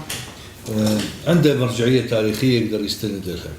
وهو شوف، أنا ما أريد أكون محامي أحد، بس وجهة النظر من بعض المتعصبين العرب إنه إحنا ما عندنا مانع من أن الأكراد ينفصلوا إن شاءوا، يعني يسوون دولتهم، إذا المجتمع الدولي وافق لا بأس. لكن ما هي حدود الانفصال الإدارية؟ هاي كانت مشكلة جغرافية، لأنه أنتم عندكم 3 محافظات أساسية هاي ما حد يختلف عليها، لكن خانقين مثلا أو سهل نينوى، طبعا كركوك أكيد هاي بالمركز من الموضوع، ومناطق أخرى متنازع عليها يعني بهذا الوصف الرسمي. لا، هذه مو من حقكم تاخذوها معاكم، انتم اخذتوها في مرحلة معينة بالسلاح وسيطرتوا عليها أوكي، لكن ليست طالما مع العراق احنا ما نتكلم، طالما هي ضمن العراق، بس بتنفصلون كدولة هي راح تصير خارج حدود العراق يعني وهذا غير مسموح، لأنه بالنهاية هذه بها أيضا عرب وبها يعني مصالح عربية، وصار تغيير ديموغرافي ربما يجب أن بها نفط بالضبط. فالقصد هذا أيضا ملاحظات يعني بغض النظر عن مصداقيتها ودقتها هذه أو هذه، لكن هذا الهاجس، هاجس المصالح وهاجس الشكوك التاريخية العراقية وهاجس التعصب العنصري. طبعا التعصب العنصري مهم يعني. بعدين إذا تلاحظ جنابك من كانوا الشيعة والكرد، لكن حينما تختلف المصالح السياسية يبدون يحرشدون الشعب ضد هذه الفئة باعتبار أنه هذا يخدم مصالحهم، فصار تحشيد للشارع الشيعي ضد الكرد باعتبار أنهم يريدون مو فقط الانفصال وسرقة جزء من أراضي العراق لا معهم. وأنا متأكد أن بعض الشارع الشيعي كان مؤيد لقرارات الاقتصادية للمالكي بمنع التمويل وكذا، لأنه اعتبروا نفط كركوك مسروق، الكرد يسرقون يعني. عفوا أنا دا أقول لك يعني مو ضرورة نتبني هذه القصة، هي كلها تعود مثل ما أنا سمعت اليوم من الشكوك اللي الدكتور طلع الآن دكتور فرست والأستاذ مسعود يتكلم عليها، شكوك التاريخية وسوء الفهم التاريخي. شنو قصدك بالسوء؟ سوء الفهم التاريخي بين العرب والكرد على ايش؟ على كل شيء معنا. على شوف يعني العرب لم يفهموا لحد الآن أو ربما يعني لفترة قريبة أو ربما لحد الآن لم يفهموا لماذا الكرد يريدون دولة مستقلة. هذا اللي أنا يعني أو حتى في مرحلة معينة لماذا يطالبون بحقوق مختلفة عن الآخرين. وبعدين شنو يعني كرد؟ أنا من أسمع مثلا الأستاذ قال لي كردستان الشرقية، أنا استوعبها عادي، بس كثيرين يعتبروها لا، هذا انتقاص من قيمة الوطنية العراقية. أنا ما عندي شيء اسمه كردستان الشرقي، عندي كردستان العراق، عندي كردستان إيران ما لي علاقة بها وتركيا، بس أنا كعراقي لا، أنا أحترم الكردي أو أتعامل مع الكردي العراقي كمواطني عراقي مثلي، بس مع الكردي الإيراني لا، تسمحوا لي إيراني هذا صحيح.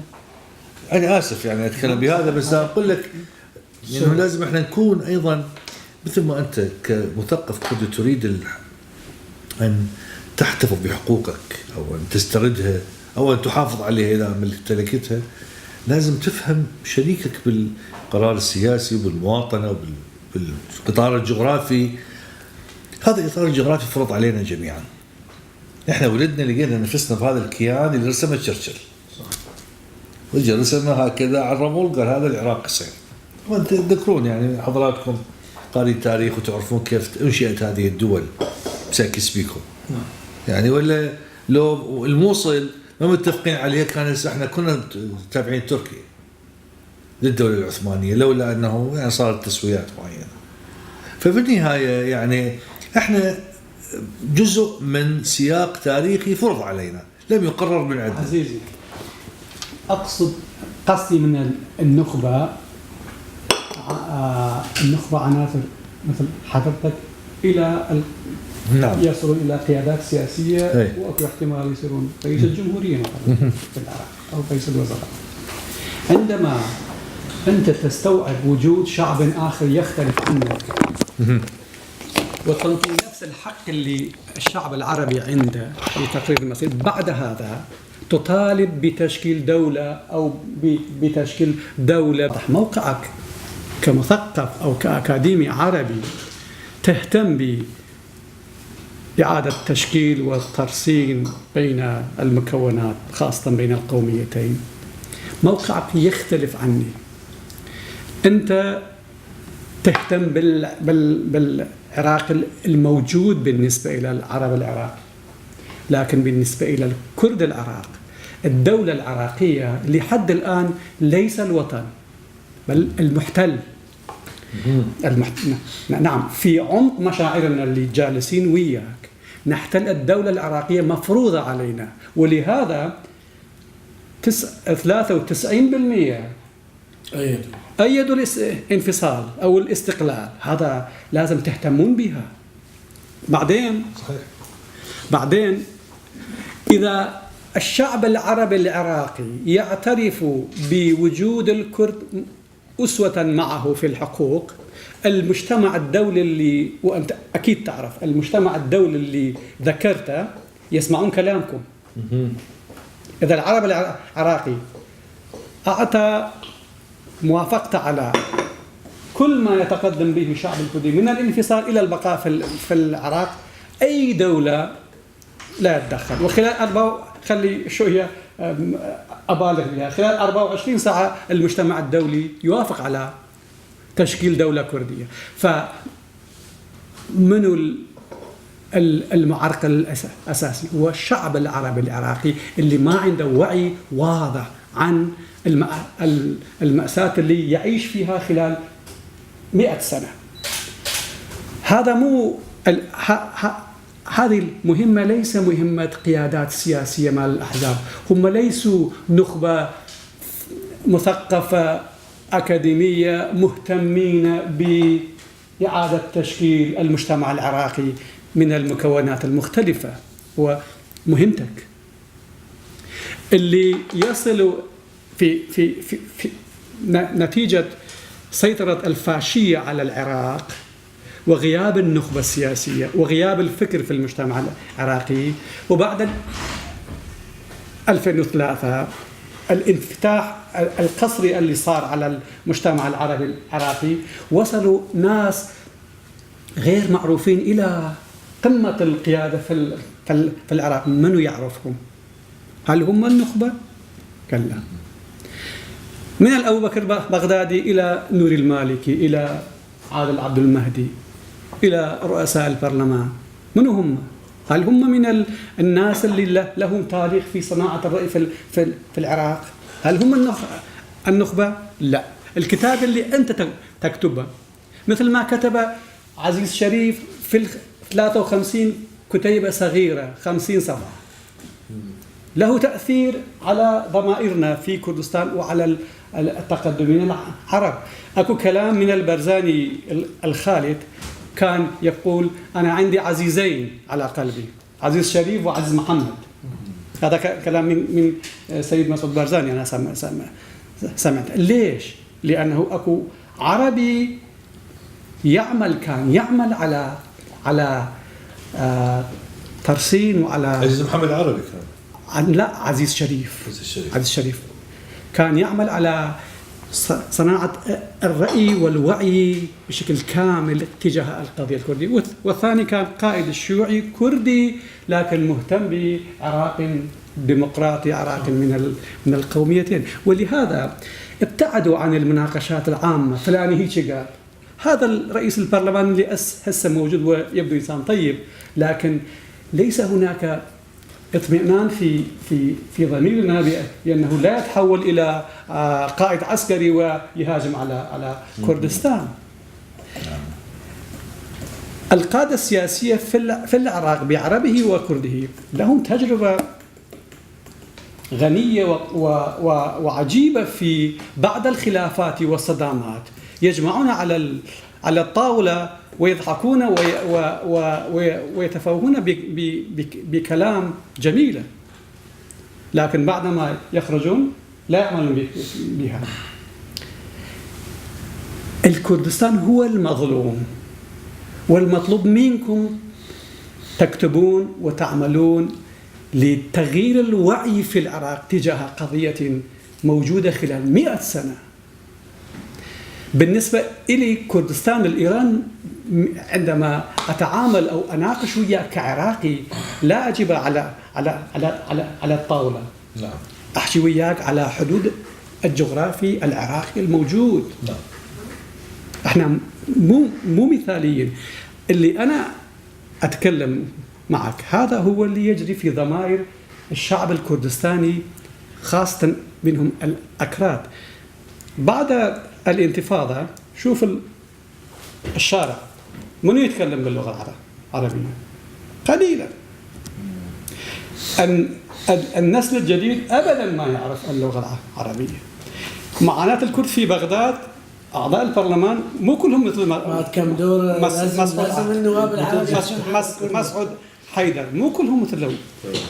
الآن أكو توجه في الجيل الجديد تقريبا غالبيتهم تفسير الاتفاقات، لكن ما مهم بالنسبة إلى صناعة الوعي والرأي داخل المجتمع العربي العراقي.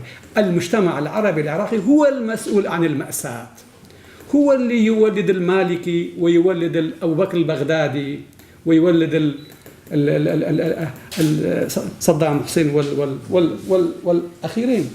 ولهذا أنا أتصور يا دكتور لقاء، إذا أنتم تريدون عراق يبقى عراق لازم يشكل من الدولتين، مو الفدرالي يعني احنا جزء تابع. كل يوم رئيس الوزراء يقدر يقطع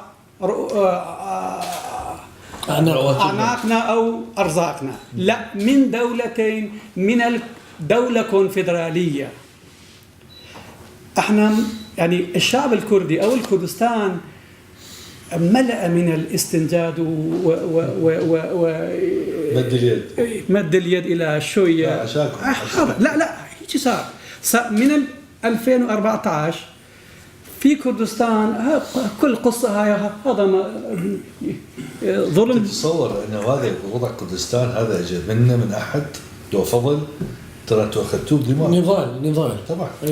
لا غصبا على الجميع. ولهذا انا اتصور ما عدا اللي اشر بها من المفاوضات والافكار السياسيه الموجوده، قاسم سليماني ما يبقى الى الابد، ولا بريمر ولا ايران ولا اردوغان. اللي نبقى احنا هل نبقى كل واحد بخصوصيته؟ ما ذكر به أخي كاك مسعود اللي شاف في كندا، يعني لأنه هم معترفين بالشعبين الفرنسي الناطقين بالفرنسية والإنجليزية. رئيس الوزراء مفروض عليه يتقن لغتين بطلاقة مثلا. فلهذا عندكم مشكلة عندكم وليس عند مو عنده لا عندكم يعني النخبة. كلنا حتى النخبة المسؤولة عن صناعة الوعي، وإلى المجتمع الدولي ليست المعرقل الأساسي كلامك عفوا كنت صريح بس هذا لا أنا جدا أشكرك. ممكن أضيف نقطة؟ إيه عفوا. يعني هو المشكلة شنو؟ احنا مثلا كل مرة لما نتحدث عن حقوق الشعب الكردي يقولون اوكي انتم يعني عندكم حقوق، وهذه حقوق الدستورية، وهذا الحقوق شو تريدون، هذا الحكم الذاتي والفدرالي كل شيء. بس احنا لما الدولة حق ومقنن عن طريق القانون الدولي، حق تقرير المصير. زين، ليش عندما نصل إلى نقطة الدولة يتوقف كل شيء؟ يتوقف المفاوضات والمناقشات، كل شيء يتوقف. السبب هو هذا الشيء الموجود في العراق، بالإضافة إلى النخبة الموجودة، حتى مصالح البلدان المجاورة تتداخل في الوعي النخبة العراقية. أكيد هو هذا الحق مال دولنة الحقوق الكردية أساسها شنو؟ أساسها هاي التجربة المريرة اللي احنا عشنا من 2003 إلى 2014. الدولة الفاشلة هو أساس العنوان الأساسي للدولة العراقية، والمؤشرات موجودة. زين. الدولة الكردستانية مثل ما حضرتك هم تفضلت انه هذه مو منية من احد، هذا حق وحق مكفول يعني. بس السبب شنو؟ السبب هو ليش ما يستوعب من قبل النخبة. طبعا النخبة هو قيادي في المجتمع وكل شيء ينزل للشعب عن طريق النخب الواعية طبعا مو الحزبية. فهذا المشكلة مالتنا يعني عندما نصل إلى الدولة نصطدم بوعي يعني في العراق بالرفض لكل شيء. طبعا هو حقيقة يعني اللي قاله أستاذ سارة وحضرتك يعني فعلا هو محور أساسي لسوء الفهم التاريخي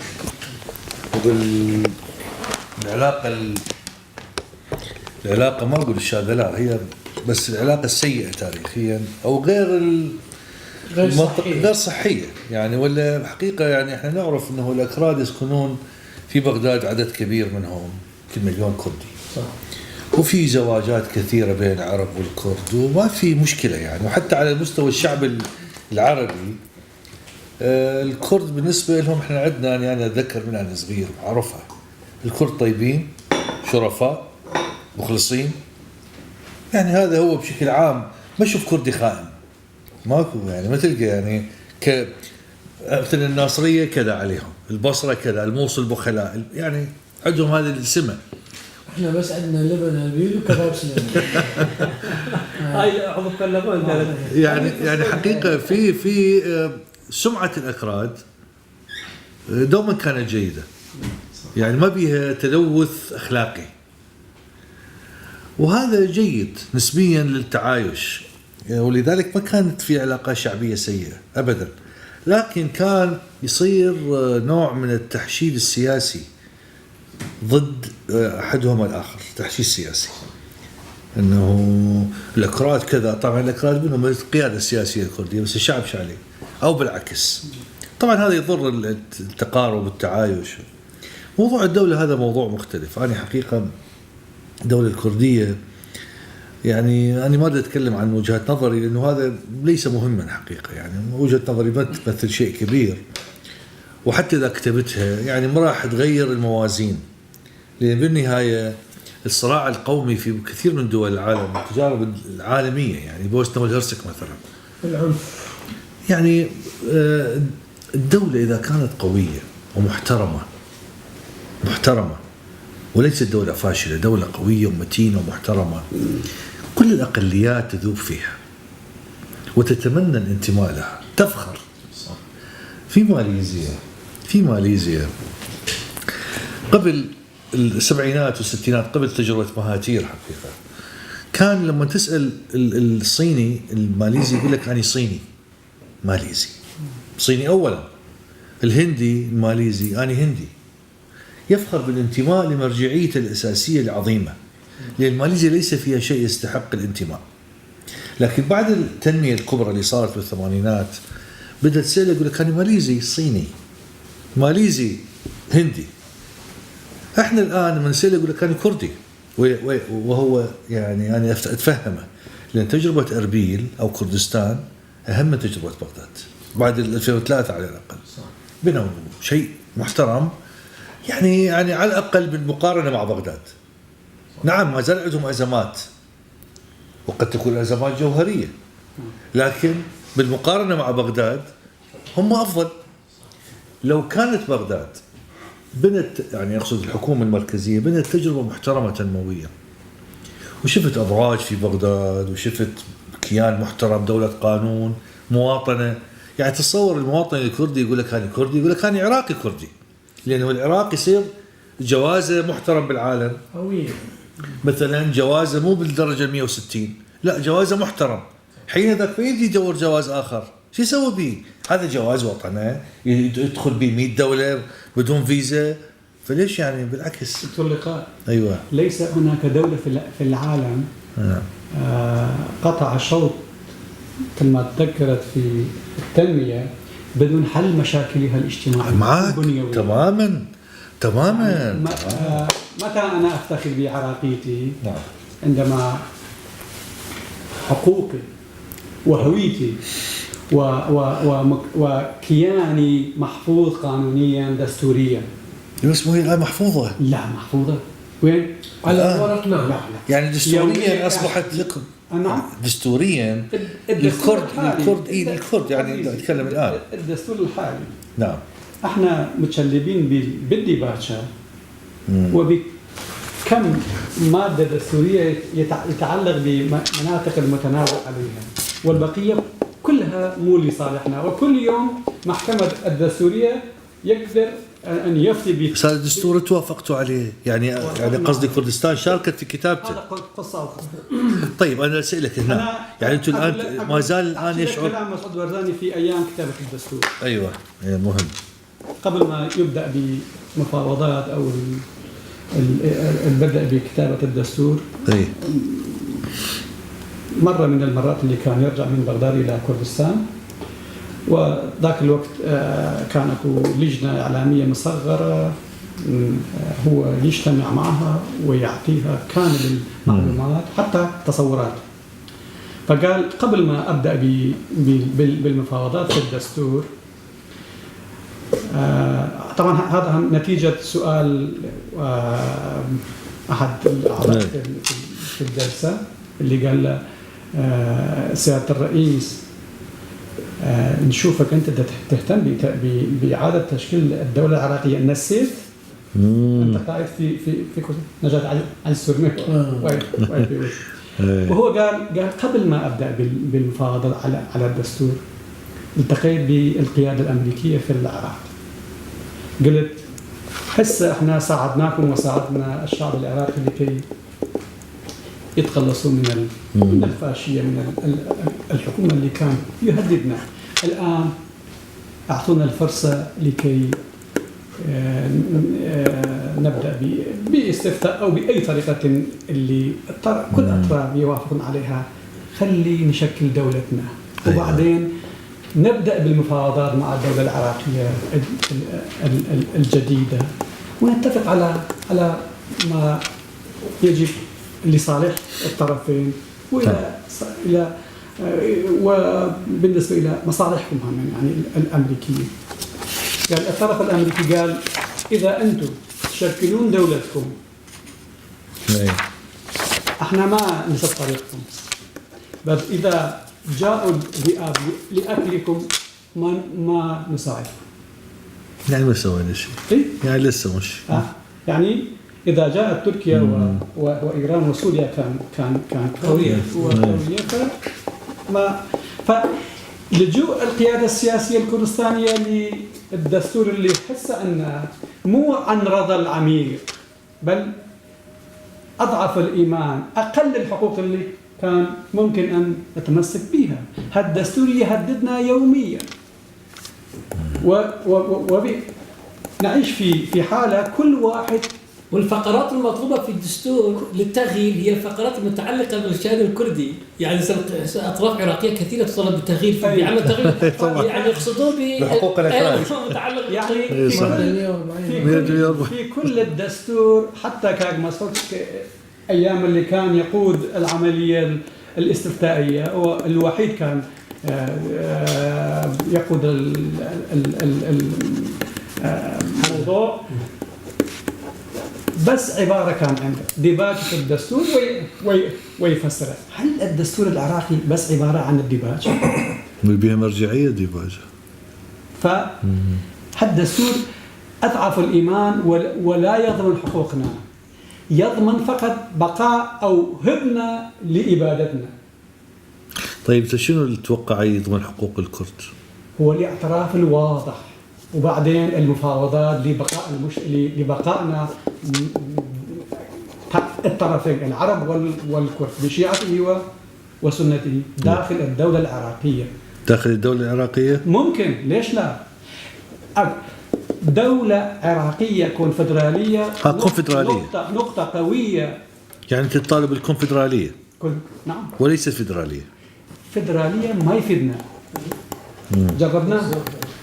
بس هذه الفدرالية أيضا قد يكون بها تشوهات يعني حقيقة. يا عزيزي. الجانب القانوني بس بالنسبة للكونفدرالية أول مرة لازم تعلن استقلالك طبعا. بعدين تجي في لا طبعا. كونفدرالية لازم تستقل أولا. مع دولة أخرى. طبعا. يعني تعرف دكتور احنا المشكلة العراقية متجذرة. أنا ليش بديت بمقتطف الملك فيصل أول هو تحدث عن واقع الحال العراقي الموجود الآن أيضا منذ تأسيس الدولة العراقية إلى الآن احنا عندنا هذا الواقع. لما بعد الانقلاب انقلاب عبد الكريم قاسم إلى 2003 المكون السني هو اللي كان مسيطر على الحكم في الدولة العراقية، فتشوف أنه اضطهد كل المكونات الأخرى. وبعدين لما اجى المكون الشيعي اللي هم الآن يحكمون الدولة العراقية، هم مو بس يريدون يقمعون الكرد، أصلا بدأوا بقمع السنة. يعني تعرف أنه الآن في بغداد ماكو سنة، تم تصفية بغداد بالكامل. فالمشكلة متجذرة في عقلية الإنسان العراقي. هذه العقلية المتغطرسة مع احتراماتي أنه أنا أريد أفرض إرادتي عليك. وفي الحقيقة أنا بحكم أنه عشت 15 سنة خارج العراق في أوروبا لاحظت شيء من خلال تعاملي. وأنا أصلا من منطقة متعددة القوميات، كردي عربي تركماني، وأتحدث اللغات الثلاثة. اللي لاحظت أنه الإنسان العربي بحكم الدين الإسلامي يتعالى على جميع الثقافات في داخله، وهذه مشكلة طبعا. يعني مشكلة متجذرة في الإنسان العربي. أنا شفت أنه يتعالى على الأوروبي أيضا، يقول أنا أحسن منه. بشنو أحسن من أنت؟ هو إنسان وأنت إنسان. مو بس أنا لغتي لغة القرآن. قلت هاي مشكلتك يا أخي، لغة القرآن على عيني وعلى رأسي. لكن إذا تشوف الديانة البوذية مليار شخص يعتنقون الديانة البوذية. صح. يعني إذا تجي تقيس على هذا المقياس، فهذه مشكلة. أنا يعني في الحقيقة واقعي في العمل السياسي. إحنا شفنا ردود الفعل على الاستفتاء، مو بس ردود الفعل الداخلية. تعرف حضرتك أنه هذا التحرك العسكري العراقي والتنسيق الإقليمي وسكوت أصدقائنا من الأمريكان والدول الغربية كان هدفه كسر إرادة الإنسان الكردي بعدم التفكير مرة أخرى بتقرير المصير يعني إذا مثلا خلقوا حالة أنه حتى كان هناك تهيئة لخلق حرب داخلية، بس كاك مسعود وكاك نيشيرفان وكاك مسرور وقيادة الديمقراطي كانوا أذكياء، تعاملوا مع القضية بعقلانية وبدون رد فعل. قوات الاتحاد الوطني كانوا جايين يعني حتى يدخلون أربيل، والدبابات تدخل أربيل، ويصير قتال داخلي. ويعني هذه كلها حتى يخلقون رادع داخل الإنسان الكردي. أي شخص آخر يجي يقول خلي نحكي عن استفتاء لا لا لا لا لا لا ما نريده. فأنا اللي أشوفه، لهذا تحدثت به من البداية في هذه المرحلة. يعني أختلف مع كاك سرب هذا الأمر في هذه المرحلة، ولهذا زيارة كاك مسعود وحكاها بصراحة. طيب هذه فرصة، تعالوا شوفوا، طبقوا الدستور، احترموا هذه المبادئ العامة، التوافق والتوازن، تعالوا نعالج المناطق المتنازع عليها، هذه هي مناطق كردستانية، احنا نحترم المكونات. وكاك مسعود انطى إشارة أنا حشيت بها في الرأي العام، أنه أثبت لكل العالم أنه هو مرجع القضية الكردية، وهو الزعيم الأوحد بعد مام جلال. الآن هو اللي صاحب زمام الأمور فيما يتعلق بالقضية الكردية، وعدم أو التعامل مع غيره لن يعالج أي أمر في العراق فيما يتعلق بالقضية الكردية. ومع الأسف الشديد الأحزاب الشيعية في العراق بعد 2003 يعني سووا ديمورلايزيشن، تقبيح للكرد في العراق. هذول عندهم دولة داخل دولة، هذول جايين ينهبون فلوسكم ويبنون. تعرف حضرتك انه نواب على مستوى نواب يعني يقولون انتم عايشين مثل الملوك، انتم اوروبا، انتم كويت، انتم شلون يصير انتم هيك تعيشون واحنا هيك نعيش؟ يعني على مستوى النخب السياسية احنا عندنا مشكلة، مو على مستوى المواطن البسيط، لأن المواطن البسيط أنت ممكن تقوده خلال عملية وفترة زمنية محددة. يعني والله العظيم زملاء لنا كانوا يقولون ترى احنا كنا في كردستان مقاتلين، احنا عندنا تعاطف ومشتركات مع الكرد، لكن بدأ ينمو جيل جديد يعني محقون بالكره للكرد في الشارع العراقي، طبعا الشيعي بالتحديد. تعرف لين حضرتك الآن احنا مع السنة صار عندنا مشتركات. صحيح. اي لين السنة بدأوا يضطهدون ومغلوبين على أمرهم. يعني بصراحة القادة السنة طلبوا من كاك مسعود، قالوا عالج مشاكلنا. قالوا أنت الوحيد اللي ممكن تعالج مشاكلنا مع الشيعة. واصل الأمر إلى هذا الحد. يعني وأكو آراء يعني في إذا السنة طلبوا من عندكم، هاي شيء سؤال خارج. إذا السنة مثل موصل وكركوك وصلاح الدين، حتى ما نقول كركوك بها، طلبوا من إقليم كردستان أن ينضموا لإقليم كردستان، تقبلون؟ هذا قرار سياسي في الحقيقة. مو قرار سياسي، هذا يخلق مناقشة عميقة داخل المجتمع العربي العراقي. إذا أنتم السنة تنشقون أو تنفصلون عن العراق، مو انفصال، إقليم. هم بحاجة إلى الاستفتاء. لا ما يحتاج. يعني جت محافظة صلاح الدين ما يحتاج. نعم. زين، محافظة صلاح الدين وطلبت من أو نينوى كلها. نعم. طلبت من إقليم كردستان أن يصير جزء من الإقليم العراقية. صح أنتم عندكم تميز كردي، بس لا إحنا نريد ننضم لكم.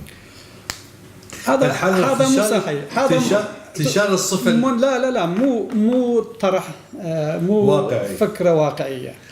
يجب السنة العراقية مثل الأكراد يحصلون على حقوقهم بتعريف اللي هم راضيين، وبعدين الأقليمين ممكن الأقليمين يعني يعيشون داخل. وفي هذا الحال أنا مو قانوني، بس يخلق مناقشة وبحاجة إلى تعديل الدستور العراقي. لا ما يحتاج. يعني أنا رأيي اتحاد أقاليم لا ممكن في داخل إقليم واحد وبتعريف جديد. حتى ما ننطي، أنا الآن راح أحكي كسياسي، حتى ما ننطي انطباع عن الطائفية والقومية. من المهم أن إقليم كردستان واقع حال أن تتشكل أقاليم مو على أسس إثنية أو قومية. صحيح. هذا طبعا هذه خطوة أولى. أنا ناقشت هذا الأمر مع كثير من الزعماء في الحقيقة، يعني منهم المالكي ومنهم السيد عمال الحكيم، اياد علاوي، مع محمود المشهداني، مناقشين هذه الأمور. هم مع الفكرة، لكن السنة يعتقدون المكون السني ما عنده هذه التجربة الديمقراطية الموجودة لدى الكرد. وكلامهم صحيح. الكرد التجربة الديمقراطية في كردستان من 92. صحيح. احنا صرنا نعرف شنو هو البرلمان وشنو دوره ومجلس المحافظة. هم ما عندهم هذا الوعي، فرأيهم انه دورة او دورتين 8 سنوات اكثر او اقل. قانون اللامركزية الإدارية هذا يطبق في المحافظات العراقية. صح. وعلى ضوء الناس يمارسون حقوقهم الديمقراطية ويفهمون شنو معناه. بعد ذلك مثلا موصل والأنبار وتكريت زين يصيرون إقليم، ديالى تصير إقليم. نعم. ومستقبلا من الممكن أنه الفكرة اللي حضرتك طرحتها مثلا موصل ويا صلاح الدين عادة هذه الأمور هي بها جوانب سياسية أكثر شيء، والكل يعني يبحث عن مصالحه. تشوف أنه هذا الإقليم المكون من موصل وصلاح الدين يعقدون تفاهمات مع إقليم كردستان وتدريجيا تتكامل. فالعملية أنا من وجهة نظري هي عملية طويلة وأنا قصدي من هذا كله هذا مطروح. أنه هو طبعا أعرف مثل ما قال أستاذ غير واقعي الآن على الأقل، بس أنا أقدر أقول لك بس شيء واحد، أنه الانفصال أو الاستقلال أيا كان أو الدولة المستقلة الكردية ليس فقط محكوم بعوامل الخارجية مع أهميتها طبعا، لكن أعتقد أنه العراقيين عموما ما صعب يستوعبون فكرة خروج كردستان. يعني من المسؤول عن هالرأي؟ النخبة مو شرط والله. الأحزاب. الأحزاب النخب ماشي، بس من أقول نخبة؟ من القيادة الأحزاب إلى مثقفين الجامعات. ليش عندهم هاي النخبة فكرة؟ هي مو بس رغبة بالاستحواذ على لا، بس في حالة من ما أقول. السيد صدر قال والسيد عمار حكيم قال أنتوا عزيزين علينا وما نريدكم تنفصلوا. بس هي طبعا هذه يعني يقول لك اللي يلقى الخير من أهله يبات، يعني إذا واحد ما عجبه يبقى يعني شلون يعني. بس أكو شيء مهم. طبعا انفتاح الشعوب، يعني كنا شايفين دول أخرى وثقافات أخرى وشايفين تجارب دول اللي متعدد ثقافات اللي حضرتك تحدثت عنه. أنا عايش 6 أشهر في سنغافورة، يعني اشتغلت هناك كمهندس. العراق إذا خلال 100 عام ما قدر يوصل إلى هذا التجانس الاجتماعي وتشكيل تجانس في المجتمع، فأعتقد يحتاج بعد 100 عام حتى يوصل إلى هذا التجانس. لكن اللي أنا سمعتها من كاك مسعود في الاجتماعات اللي أخذناها، يعني حكاها بصراحة، هو تحدث عن البعد الإنساني للنسيج المجتمعي الموجود في العراق، وأكد على الثوابت الكردية. وتحدث أيضا في الكلام اللي تحدث به في البيرس كونفرنس، كلام كان نابع مما حكاها في الاجتماعات. قال إحنا يعني حكاها بصراحة، قال إحنا طموحنا كشعب ما نتنازل عنه، لكن بنفس الوقت في هذه المرحلة ممكن نعيش مع بعض وضمن الأطر الدستورية الموجودة والثوابت الموجودة، وهذه فرصة. وهي مسؤولية تاريخية كبيرة على عاتق مسعود، لأن مصير 6 ملايين شخص بيده. وفي الحقيقة إقليم كردستان بعد الاستفتاء يعني تعرض إلى مؤامرة دولية كبرى، يعني هي الضغط ما كان عراقي، أنا تحدثت به. في هذه المرحلة الزعماء العراقيين إذا ما أظهروا حسن النية، مو بس تجاه الكرد، تجاه السنة أيضا. يعني حضرتك تتوقع أنه إعادة بناء المناطق المدمرة إيش قد راح يطول؟ تعرف أنه الخسارة بحدود 90 مليار دولار، والعراق بحاجة إلى على الأقل 100 مليار دولار لإعادة بناء هذه المناطق. 100 مليار دولار هو أصلا يعني في مؤتمر الكويت، حتى في المؤتمرات الخارجية أكو نزعة طائفية. صحيح. كانت أكو وعود، هي فقط وعود وعلى شكل استثمارات وهبات قليلة جدا. 26 مليار دولار ينطون للعراق. المحافظات الجنوبية قالوا هاي مو بس للمحافظات المحررة، هاي إلنا لأن إحنا شبابنا استشهدوا لتحرير تلك المناطق. فأنت شلون تقدر تبني دولة، وشلون تقدر تنطيني كمواطن كردي وأنا عندي ثقافتي الخاصة، عندي خصوصيتي، حتى مناطقي الجغرافي اللي أنا عايش به مختلفة تماما عن الجغرافيا اللي عايش به إنسان آخر في البصرة أو في ميسان أو في ناصرية. فشلون أقدر أشعر بالأمان اللي ذكره أستاذ سرى، أنه طيب شنو الضمانة أنه باكر عادل عبد المهدي ما يبقى بالحكم، يجي شخص آخر عنده نزعة عسكرية زين، طالب شقاتي ما يصير بانقلاب رئيس وزراء، وبيد جيش الآن الجيش العراقي والقوات المسلحة العراقية واحدة من القوى المسلحة القوية جدا في المنطقة، يمكن خامس واحد معه. فهذا الشعور أنه أنا فعلا مواطن عراقي لو أني جسم غريب في الدولة العراقية، يعني هاي مشكلة، وهذا موجود في ذات كل إنسان عراقي. أنا سياسي أنظر إلى الأمور بشكل آخر، أستاذ سوري سياسي ونخبة مثقفة، أستاذ صباح، فإحنا ننظر للأمور بشكل آخر، لكن الشارع مهم. الشارع وخصوصا صاير عندنا، حضرتك تعرف، صاير عندنا فجوة واسعة بين المجتمع الكردي والمجتمع العربي الشيعي. هسه النازحين، البيوت الكردية انفتحت للنازحين صحيح، وصار انفتاح، لكن في الشارع الشيعي العراقي في الحقيقة المشاعر تجاه الكرد وتجاه السنة أيضا بشكل عام يعني غير إيجابية. ليش؟ الشيعي تجاه الكرد وتجاه السنة. طبعا والله شاكر لكم جدا احمد، سمعناك احمد نسمعها وبعدين الوقت شويه يضايقنا. عفوا سريعا اسمحوا لي بس انا ما اعرف بدي اكلمني انه هذا تليفوني العراقي. الو السلام عليكم. هلا انت وين؟ فرصة ضرورية عندنا. أنا إيه تفضل. شكرا جزيلا. بالبداية بس شكرا طبعا للدكتور، شكرا للمعهد أيضا. بس أريد أشير إلى نقطة، أنه الدكتور لقاء مكي في 2005 أتصور و 2006 أشرف على عمل ملف عن الكرد بعنوان الكرد دروب تاريخ الوعر.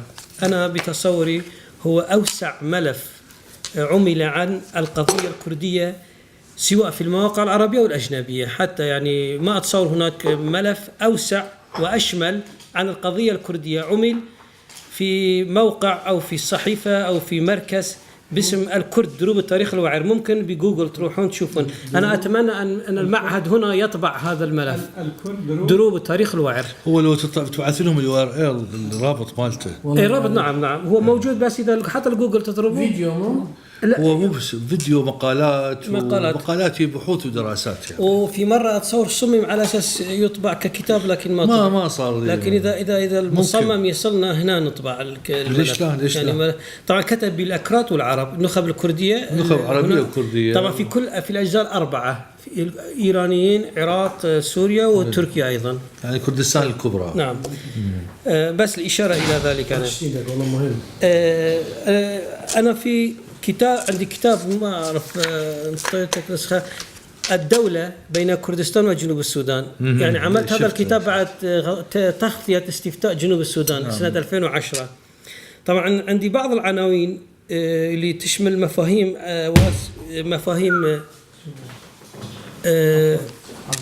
لحظة.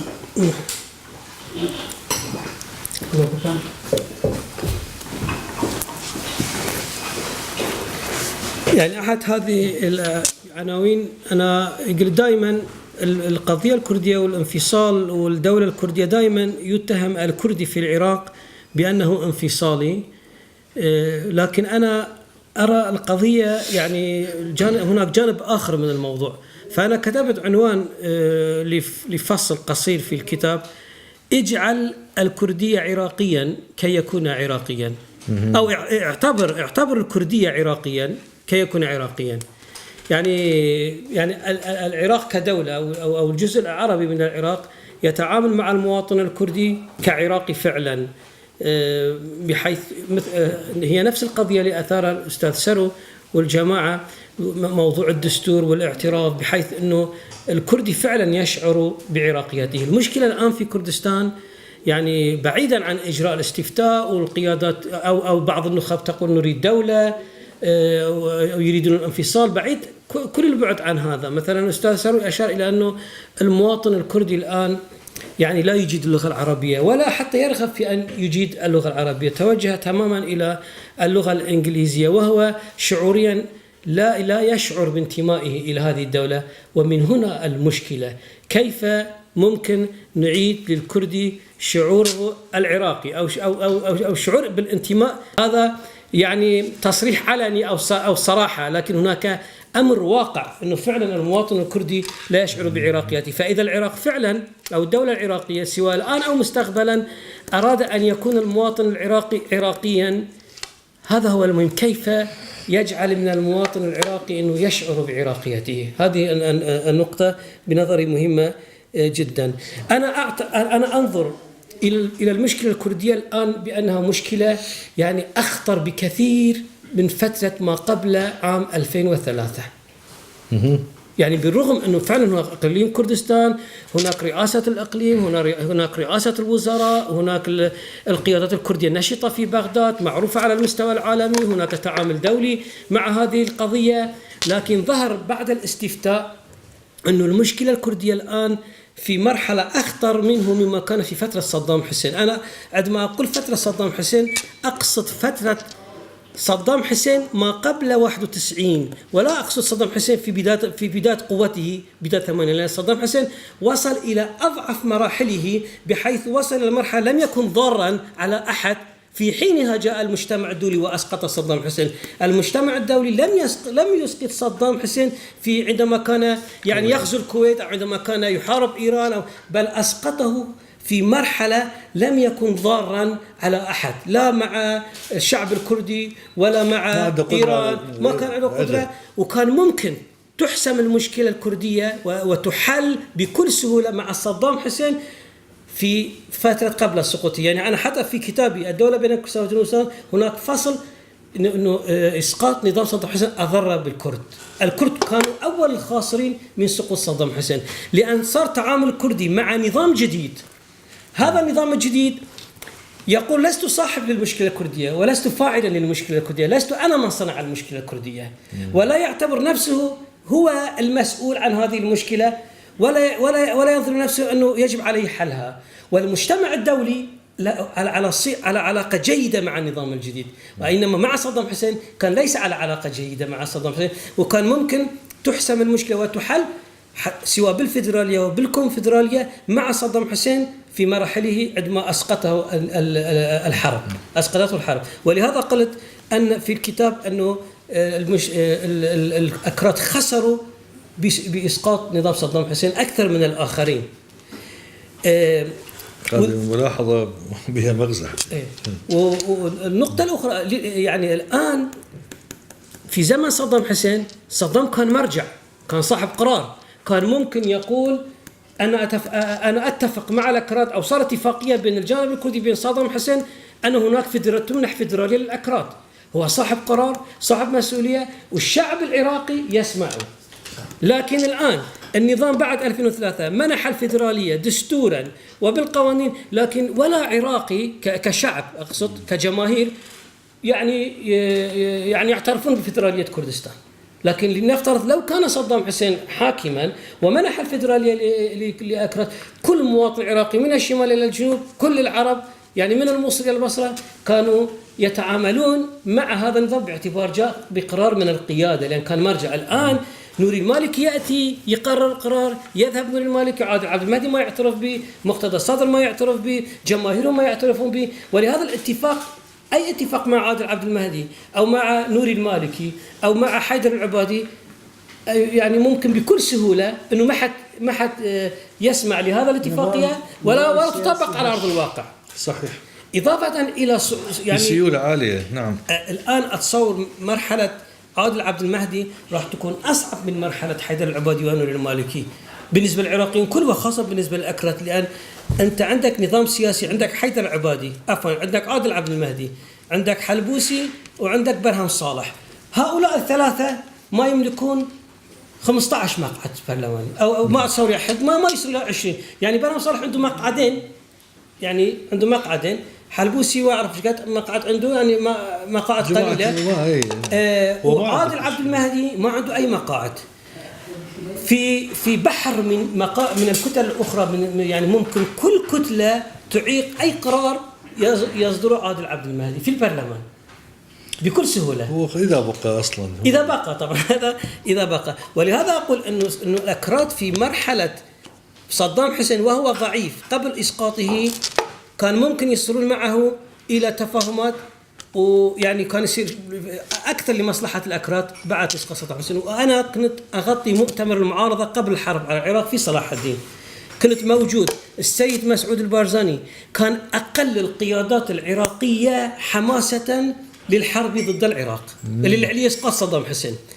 كل القيادات، امام جلال كان جاء متحمس جدا، كان متحمس جدا.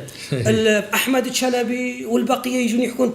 والله السيد مسعود البارزاني كان أقل، ولا بالعكس كان حريص انه ما يصير اسقاط لصدام حسين، لكن القضيه كان اكبر منه. طبعا. ولهذا انا في الكتاب اشرت الى انه اسقاط صدام حسين يعني اضر بالكرد، لكن ربما الناس ما يعرفون بذلك. الاستاذ عبد الحكيم خسرو اشار الى نقطه، قال الخطاب القومي والديني ضعف بسبب الاحزاب، طبعا بالنسبه للعراقيين العرب، وبسبب الفساد وفشل الاحزاب السياسيه وفشل الحاكمين. لكن هذا الخطاب يقوي كلما صار المشكله مع الاكراد. يعني كلما القضيه صار مع اقليم كردستان، خلافات مع اقليم كردستان، الخطاب الديني يصعد عند الشيعة، والخطاب العربي بعموم العراقي يقوي.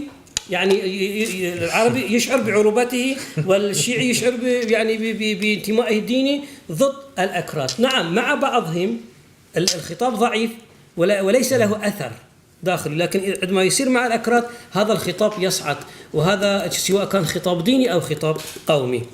فهذه مشكلة كبيرة جدا. نعم.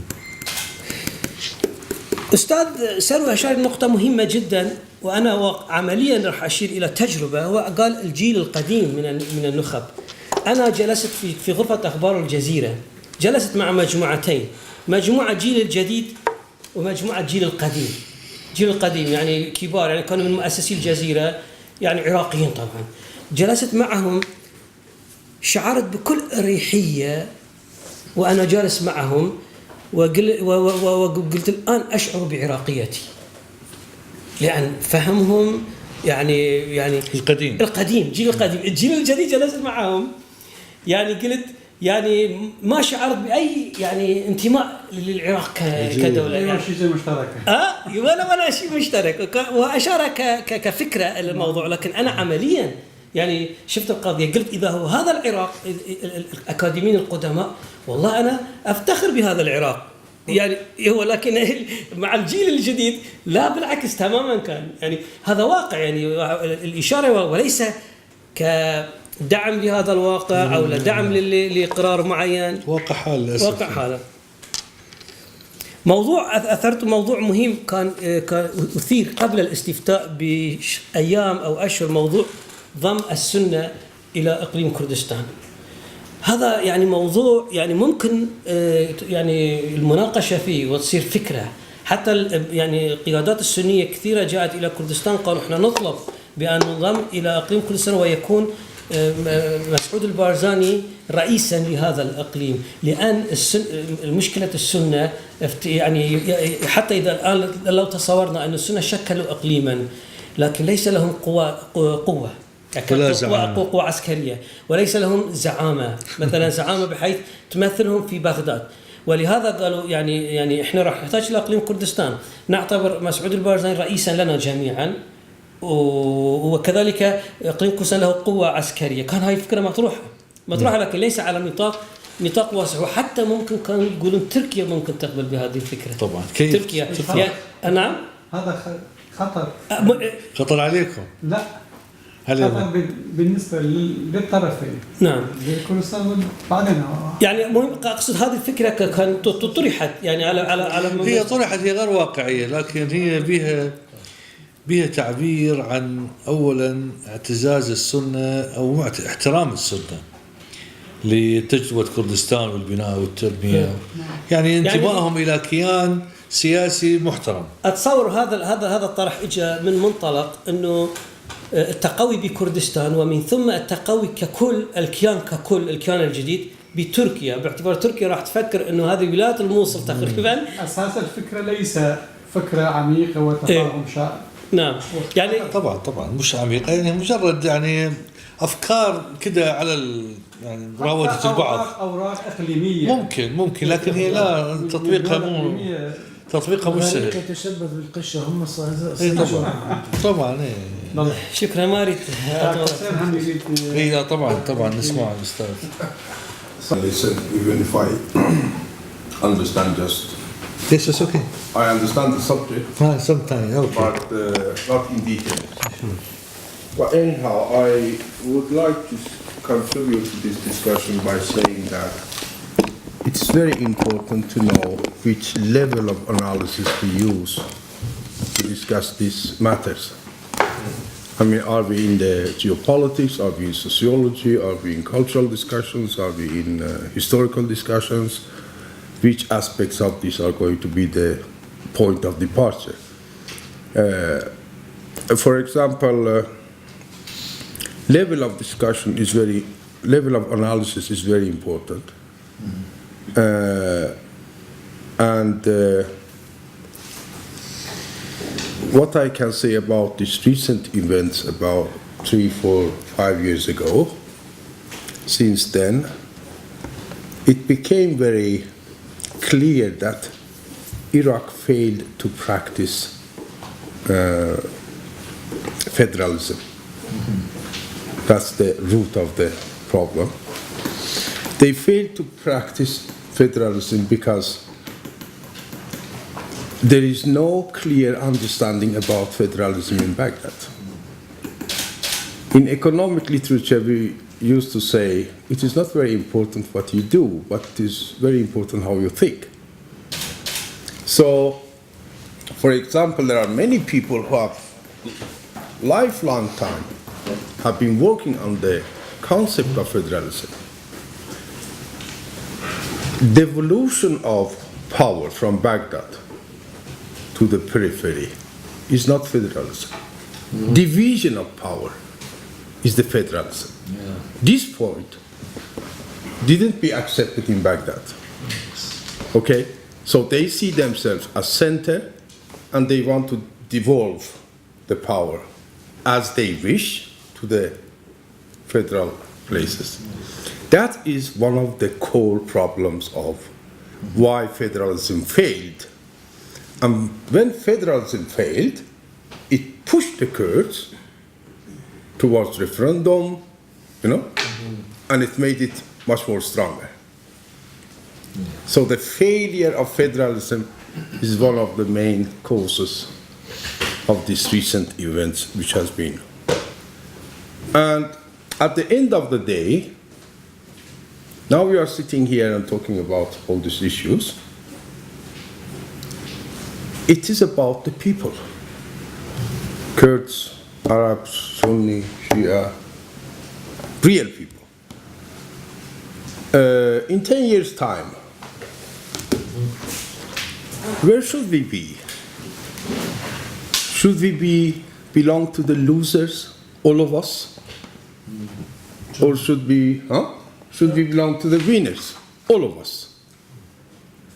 And now Iraq is characterized as a failed state. Should we continue in this path? Or should we stop this destructive path and take another way? What I see as the mission of institutes like us, of intellectuals like yourself, to put in place a kind of discourse and understanding which guarantees that in 10 years' time, in 15 years' time, we all are winners and not losers. And that can be done by insisting on the rule of law, insisting on the principle of dialogue instead of weapon. And when you insist in this and you make it as a principle in your politics, it doesn't matter where this dialogue ends. You know, it can come to the separation of Kurds and Iraq. It can come to the confederation. It can come unity. You know, we don't know. Yeah, sure. So the way is much more important than sitting now and deciding which concepts are we going to. But what is the base of the dialogue? The base of dialogue is letting people to decide. Now, for example, in Kurdistan, people have elected representatives. Yeah. Okay, Sure. so let them to decide on which international legal basis. Okay, we have accepted in the constitution of Iraq the federalism. Federalism is not devolving the power; it's division of power. Okay, if you practice that, I don't believe the Kurds will move a finger against you. But you have failed to practice it. That's why we cannot live on the air and have no status. The only paper in the hands of the Kurds is the constitution of Iraq. And you are not practicing it. So we have to think of our future. Okay, how do we think of our future? In the best possible manner. We ask our people, and when we have asked them what they wish, we say, we are going to invite Baghdad for dialogue. What can you do more? What can you possibly do more? Nothing. So, this mindset in Baghdad is the cause of the problems. Kurds have been a very effective actor in putting in place the constitution from 2003, and they have been cooperative. But even that paper, this constitution, nobody believes in that. Now that we are all optimists and we are all very happy that Barzani has been in Baghdad and there is a good prime minister, maybe there is hope. For what? For the constitution. Again, that Baghdad should practice the constitution, nothing more. Yes, sure. Nothing has changed since 2003. So this kind of, and it will be very helpful. Instead of this cultural, you know, how the people think and how the people react to each other, an approach of human security towards our people's problem. Yesterday in the TV I saw a film about the Medina Sadr in Baghdad. Yes. Total catastrophe. Total catastrophe. People are living in misery. Yes, sure. Right. You know, misery. Human security approach can help you intellectuals in Arab side and can help us think tanks and research institutes here to put our policy in the right path. Physical security, economic security, social security. Huh? This is how we should get up. For example, we can have a research program together about what has happened from 2003 until now on the physical security sphere. On economic security, how is the economic security of people? Shia, Kurds, Sunni, Allah, everybody. Huh? Because at the end of the day, it is about them. It is about the normal people. Sure. You know? So this Kurdish issue, which becomes very big, I recognize many of discussions because I've been in Iran. It is the same discussions. Why you should talk about independence of Kurdistan? Why not here? Why? That's not the issue. That will solve itself. You will not be able to stop it. You know, that will solve itself. But the duty of us is, when we are going forward, are we going to kill each other all the time, or are we going by dialogue, discuss? Putting the people, the leaders, the government in the path of dialogue is one of the biggest duty of us. And on that, we can put the real issues in front of their eyes. It is the security of people, physical security, economic security, social security, and get it up. And then they can work on it. And we have dialogue, and we go forward. At the end of the day, we can be 2 states, 3 states, confederation, anything, we will see. Thank you. Thank you. Well, it's an ethical view, but the problem is the power is not with the people. People are victims.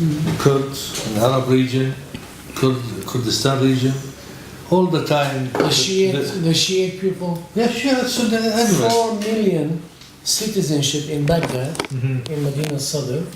They are living in 5% of area in Baghdad. Yeah, sure.